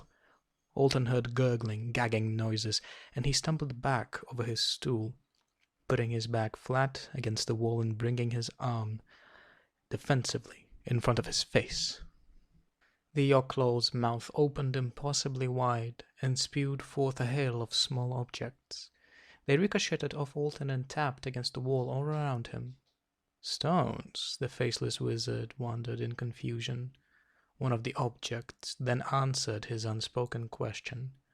It caught hold of Alton's layered black robes and began crawling up toward his exposed neck. Spiders. A wave of the 8-legged beasts rushed under the little table, sending Massage tumbling to the other side in a desperate roll. He scrambled to his feet and turned back to see Alton slapping and stomping wildly, trying to get out of the main host of the crawling things. "Don't kill them!" Massage screamed. "To kill spiders is forbidden by the— to the 9 hells with the clerics and their laws!" Alton shrieked back. Massage shrugged in helpless agreement, reached around under the folds of his own robes, and produced the same 2-handed crossbow he had used to kill the faceless one those years ago. He considered the powerful weapon and the tiny spiders scrambling around the room. Overkill?" he asked aloud. Hearing no answer, he shrugged again and fired. The heavy bolt knifed across Alton's shoulder, cutting a deep line. The wizard stared in disbelief, then turned an ugly grimace on Massage. "You had one on your shoulder," the student explained. Alton's scowl did not relent. "Ungrateful," Massage snarled. "Foolish Alton. All of the spiders are on your side of the room, remember?" Massage turned to leave and called, "Good hunting," over his shoulders. He reached for the handle to the door, but as his long fingers closed around it, the portal's surface transformed into the image of Matron Jinifei. She smiled widely, too widely, and an impossibly long and wet tongue reached out and licked Massage across the face. "Alton," he cried, spinning back against the wall out of the slimy member's reach. He noticed the wizard in the midst of spellcasting, Alton fighting to hold his concentration as a host of spiders continued their hungry ascent up his flowing robes. "You're a dead one," Massage commented matter-of-factly, shaking his head. Alton fought through the exacting ritual of the spell, ignored his own revulsion of the crawling things, and forced the evocation to completion. In all of his years of study, Alton never would have believed he could do such a thing. He would have laughed at the mere mention of it. Now, however, it seemed a far preferable fate to the Yochlaw's creeping doom. He dropped a fireball at his own feet. Naked and hairless, Massage stumbled through the door and out of the inferno. The flaming, faceless master came next, diving into a roll and stripping his tattered and burning robe from his back as he went. As he watched Alton patting out the last of the flame, a pleasant memory flashed in Massage's mind, and he uttered the single lament that dominated his every thought at this disastrous moment. I should have killed him when I had him in the web. A short time later, after Massage had gone back to his room and his studies, Alton slipped on the ornamental metallic braces that had identified him as a master of the academy and slipped outside the structure of Sorcerer. He moved to the wide and sweeping stairway leading down from Tir Bresh and sat down to take in the sights of Menzoberranzan. Even with this view, though, the city did little to distract Alton from thoughts of his latest failure. For 16 years, he had forsaken all other dreams and ambitions in his desperate search to find the guilty house. For 16 years, he had failed. He wondered how long he could keep up the charade and his spirits. Massage, his only friend, if Massage could be called a friend, was more than halfway through his studies at Sorcerer. What would Alton do when Massage graduated and returned to House Hunnet? "Perhaps I shall carry on my toils for centuries to come," he said aloud, "only to be murdered by a desperate student, as Massage, murdered the Faceless One. Might that student disfigure himself and take my place?" Alton couldn't stop the ironic chuckle that passed his lipless mouth at the notion of a perpetual, faceless master of Sorcerer. At what point would the matron mistress of the academy get suspicious? 1,000 years? 10,000? Or might the Faceless One outlive Menzoberranzan itself? Life as a master was not such a bad lot, Alton supposed. Many drow would sacrifice much to be given such an honor. Alton dropped his face into the crook of his elbow and forced away such ridiculous thoughts. He was not a real master, nor did this stolen position bring him any measure of satisfaction. Perhaps Massage should have shot him that day, 16 years ago, when Alton was trapped in the Faceless One's web. Alton's despair only deepened when he considered the actual time frame involved. He had just passed his 70th birthday and was still young by drow standards. The notion that only 1/10 of his life was behind him was not a comforting one to Alton DeVere this night. "How long will I survive?" he asked himself. "How long, until this madness that is my existence consumes me?" Alton looked back out over the city. "Better that the Faceless One had killed me," he whispered. "For now I am Alton of no house worth mentioning." Massage had dubbed him that on the first morning after House DeVere's fall, but way back then, with his life teetering on the edge of a crossbow, Alton had not understood the title's implication. Menzoberranzan was nothing more than a collection of individual houses. A rogue commoner might latch onto one of them to call his own, but a rogue noble wouldn't likely be accepted by any house in the city. He was left with Sorcerer and nothing more, until his true identity was discovered at last. What punishment would he then face for the crime of killing a master? Massage may have committed the crime, but Nasoj had a house to defend him. Alton was only a rogue noble. He sat back on his elbows and watched the rising heat light of Narbondale. As the minutes became hours, Alton's despair and self-pity went through inevitable change. He turned his attention to the individual drow houses now, not to the conglomeration that bound them as a city, and he wondered what dark secrets each harbored. One of them, Alton reminded himself, held the secret he most dearly wanted to know. One of them had wiped out House de Vere. Forgotten was the night's failure with Matron Ginefey and the Yochlol. Forgotten was the lament for an early death. 16 years was not so long a time, Alton decided. He had perhaps 7 centuries of life left within his slender frame. If he had to, Alton was prepared to spend every minute of those long years searching for the perpetrating house. Vengeance, he growled aloud, feeding off that audible reminder of his only reason for continuing to draw breath. Chapter 8. Kindred. Zack pressed in with a series of low thrusts. Drizzt tried to back away quickly and return to even footing, but the relentless assault followed his every step, and he was forced to keep his movements solely on the defensive. More often than not, Drizzt found the hilts of his weapons closer to Zack than the blades. Zack then dropped into a low crouch and came up under Drizzt's defense. Drizzt twirled his scimitars in a masterful cross, but he had to straighten stiffly to dodge the weapon master's equally deft assault. Drizzt knew that he had been set up, and he fully expected the next attack as Zack shifted his weight to his back leg and dove in, both sword tips aimed for Drizzt's loins. Drizzt spat a silent curse and spun his scimitars into a downward cross, meaning to use the V of his blades to catch his teacher's swords. On a sudden impulse, Drizzt hesitated as he intercepted Zack's weapons, and he jumped away instead, taking a painful slap on the inside of his thigh. Disgusted, he threw both of his scimitars to the floor. Zack, too, leaped back. He held his swords out to his sides, a look of sincere confusion on his face. "You should not have missed that move," he said bluntly. "The parry's wrong," Drizzt replied.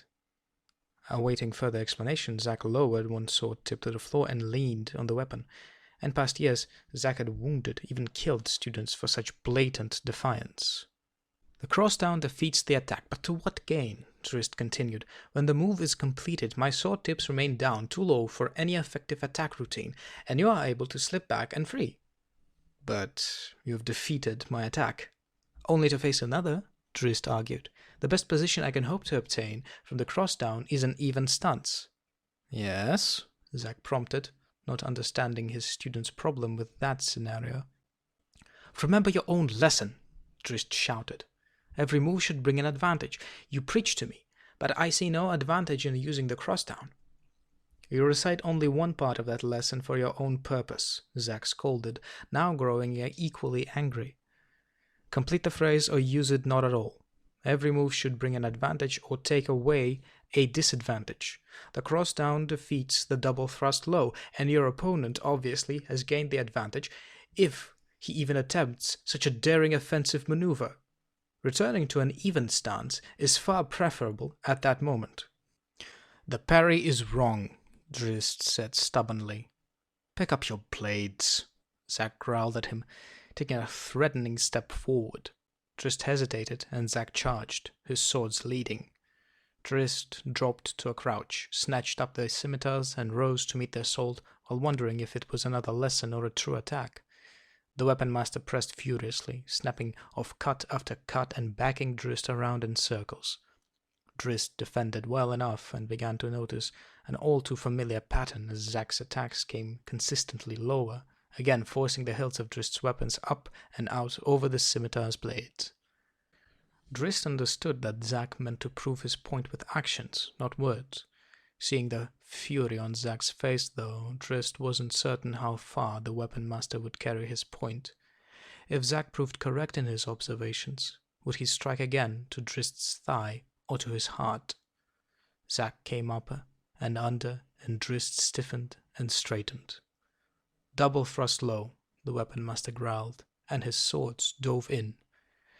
Drist was ready for him. He executed the cross down, smiling smugly at the ring of metal as his scimitars crossed over the thrusting swords. Drist then followed through with only one of his blades, thinking he could deflect both of Zack's swords well enough in that manner. Now with one blade free of the parry, Drist spun it over in a devious counter. As soon as Drist reversed the one hand, Zack saw the ploy, a ruse he had suspected Drist would try. Zack dropped one of his sword tips, the one nearest to the hilt of Drist's single parrying blade, to the ground, and Drist, trying to maintain an even resistance and balance along the length of the blocking scimitar, lost his balance. Drist was quick enough to catch himself before he had stumbled too far, though his knuckles pinched into the stone of the floor. He still believed that he had Zack caught in his trap, and that he could finish his brilliant counter. He took a short step forward to regain his full balance. The weapon master dropped straight down to the floor under the arc of Drist's swinging scimitar and spun in a single circuit, driving his booted heel into the back of Drist's exposed knee. Before Drist had even realized the attack, he found himself lying flat on his back. Zack abruptly broke his own momentum and threw his feet back under him. Before Drist could begin to understand the dizzying counter, he found the weapon master standing over him with the tip of Zack's sword painfully and pointedly drawing a tiny drop of blood from his throat. "Have you anything more to say?" Zack growled. "The parry is wrong," Drist answered. Zack's laughter erupted from his belly. He threw his sword to the ground, reached down, and pulled the stubborn young student to his feet. He calmed quickly, his gaze finding that of Drist's lavender orbs as he pushed the student out to arm's length. Zack marveled at the ease of Drist's stance, the way he held the twin scimitars almost as if they were a natural extension of his arms. Drist had been in training only a few months, but already he had mastered the use of nearly every weapon in the vast armory of House de Erden. Those scimitars, Drist's chosen weapons, with curving blades that enhanced the dizzying flow of the young fighter's sweeping battle style. With those scimitars in hand, this young drow, barely more than a child, could outfight half the members of the academy, and a shiver tingled through Zack's spine when he pondered just how magnificent Drist would become after a few years of training. It was not just the physical abilities and potential of Drist de Erden that made Zack Nafine pause and take note, however. Zack had come to realize that Drist's temperament was indeed different from that of the average drow. Drist possessed a spirit of innocence and lacked any maliciousness. Zack couldn't help but feel proud when he looked upon Drist. In all manners, the young drow held to the same principles, morals so unusual in Menzoberranzan as Zack.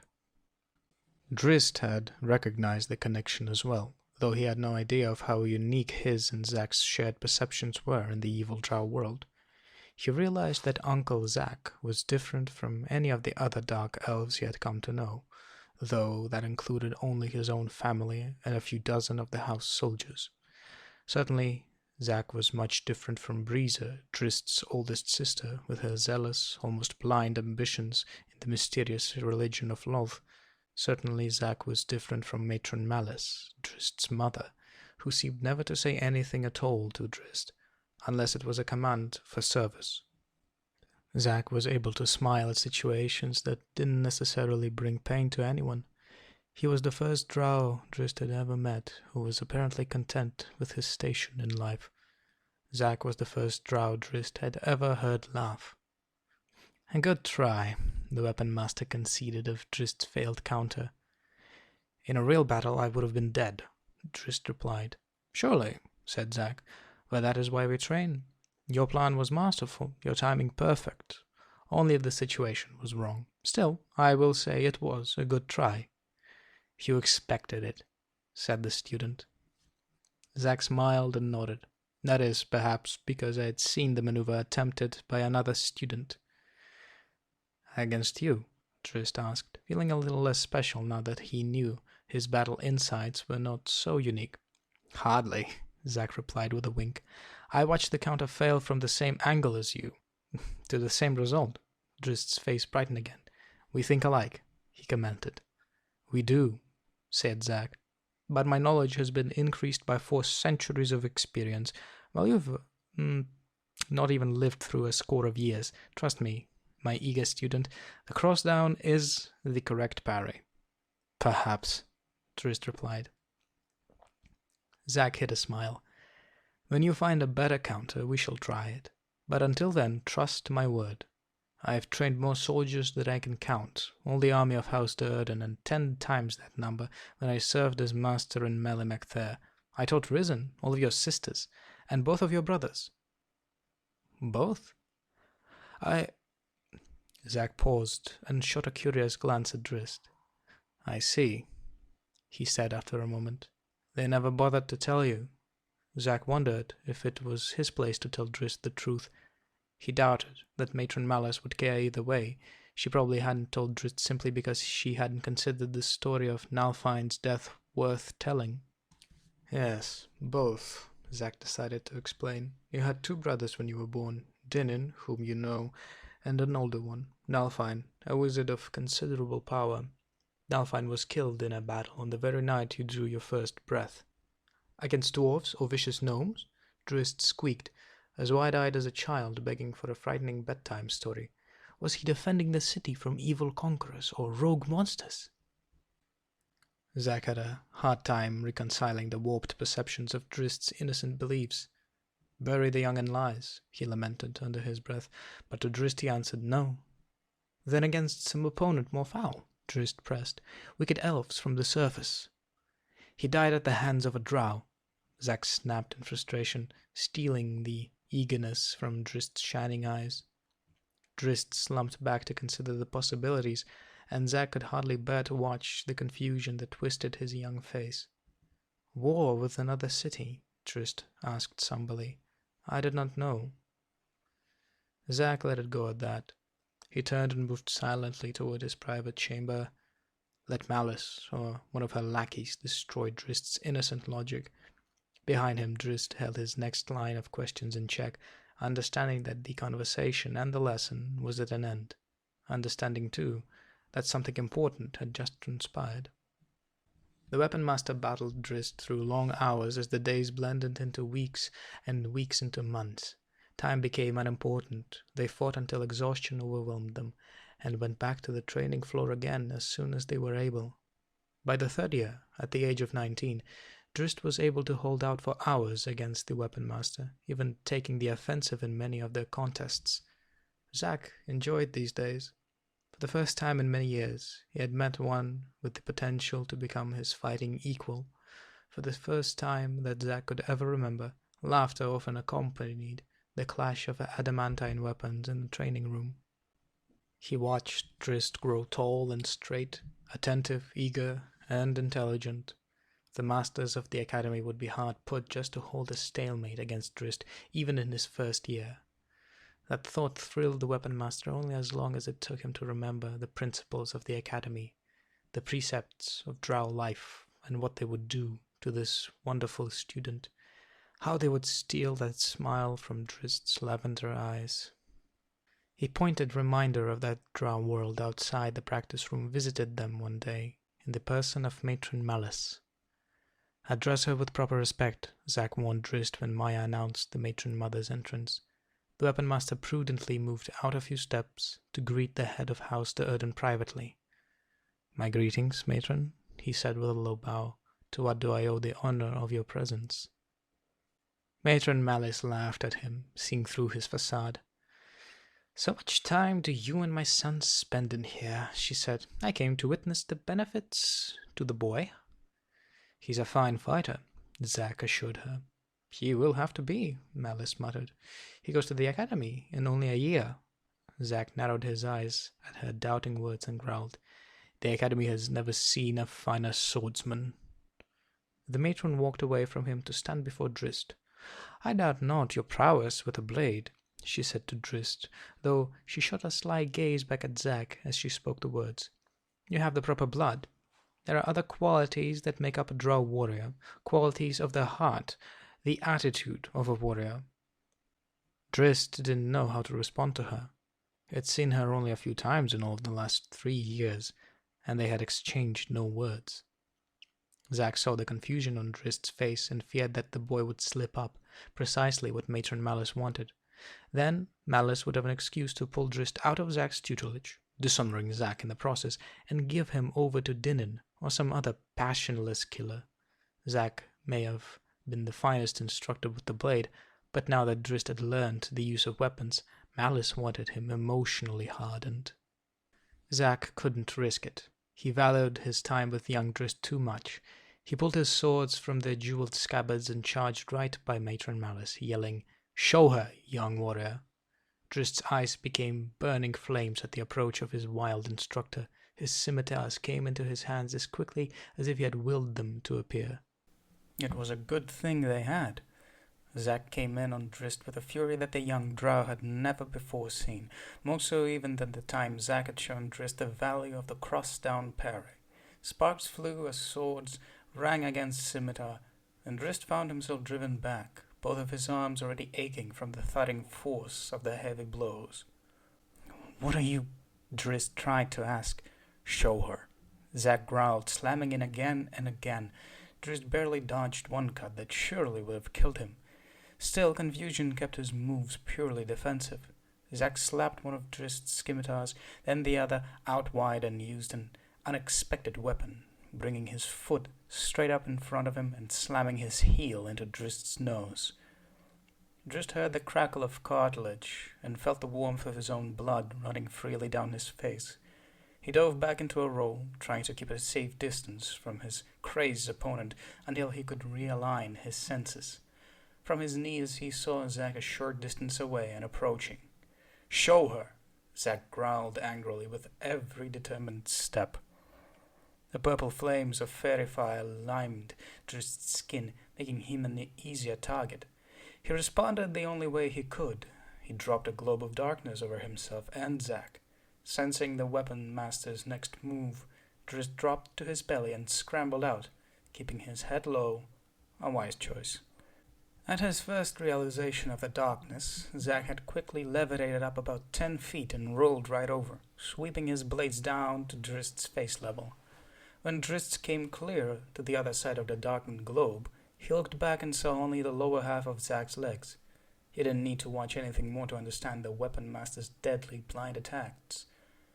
Zack would have cut him apart if he had not dropped low in the blackness. Anger replaced confusion.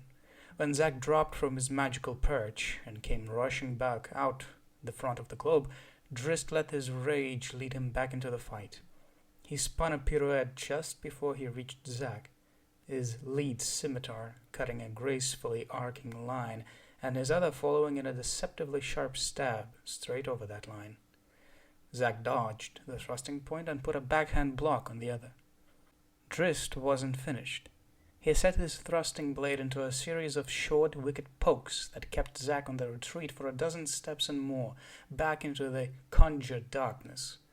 They now had to rely on their incredibly keen sense of hearing and their instincts.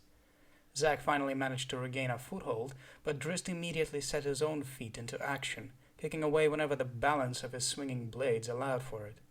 One foot even slipped through Zack's defenses, blasting the breath from the weapon master's lungs. They came back at the side of the globe, and Zack too glowed in the outline of fairy fire. The weapon master felt sickened by the hatred etched on his young student's face, but he realized that this time neither he nor Drist had been given a choice in the matter. This fight had to be ugly, had to be real. Gradually Zack settled into an easy rhythm, solely defensive, and let Drist, in his explosive fury, wear himself down. Drist played on, relentless and tireless. Zack coaxed him by letting him see openings where there were none, and Drist was always quick to oblige, launching a thrust, cut, or kick. Matron Malice watched the spectacle silently. She couldn't deny the measure of training Zack had given her son. Drist was physically more than ready for battle. Zack, however, knew that to Matron Malice sheer skill with weapons might not be enough. Zack had to keep Malice from conversing with Trist for any length of time. She would not approve of her son's attitudes.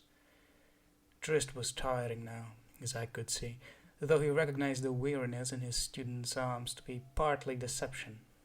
"Go with it," he muttered silently, and he suddenly twisted his ankle, his right arm flailing out wide and low as he struggled for balance, opening a hole in his defenses that Trist could not resist. The expected thrust came in a flash, and Zack's left arm streaked in a short crosscut that slapped the scimitar right out of Trist's hand. "Ha!" Trist cried, having expected the move and launching his second ruse. His remaining scimitar knifed over Zack's left shoulder, inevitably dipping in the follow-through of the parry. But by the time Trist even launched the second blow, Zack was already down to his knees. As Trist's blade caught harmlessly high, Zack sprang to his feet and launched a right cross, hilt first, that caught Trist squarely in the face. He stunned Trist, leaped back a long step, and stood perfectly still for a long time. His remaining scimitar dropped to the ground, and his glossed eyes did not blink. "A feint within a feint within a feint," Zack calmly explained. Trist slumped to the floor unconscious. Matron Malice nodded her approval as Zack walked back over to her. "He is ready for the academy," she remarked. "Vienna is there already," Malice continued, "to teach as a mistress in Arach Tinlith, the School of Lolth. It is a high honor. A laurel of House de Erden, Zack knew, but he was smart enough to keep his thoughts silent. "Dinan will leave soon," said the matron. Zack was surprised. 2 children serving as masters in the academy at the same time.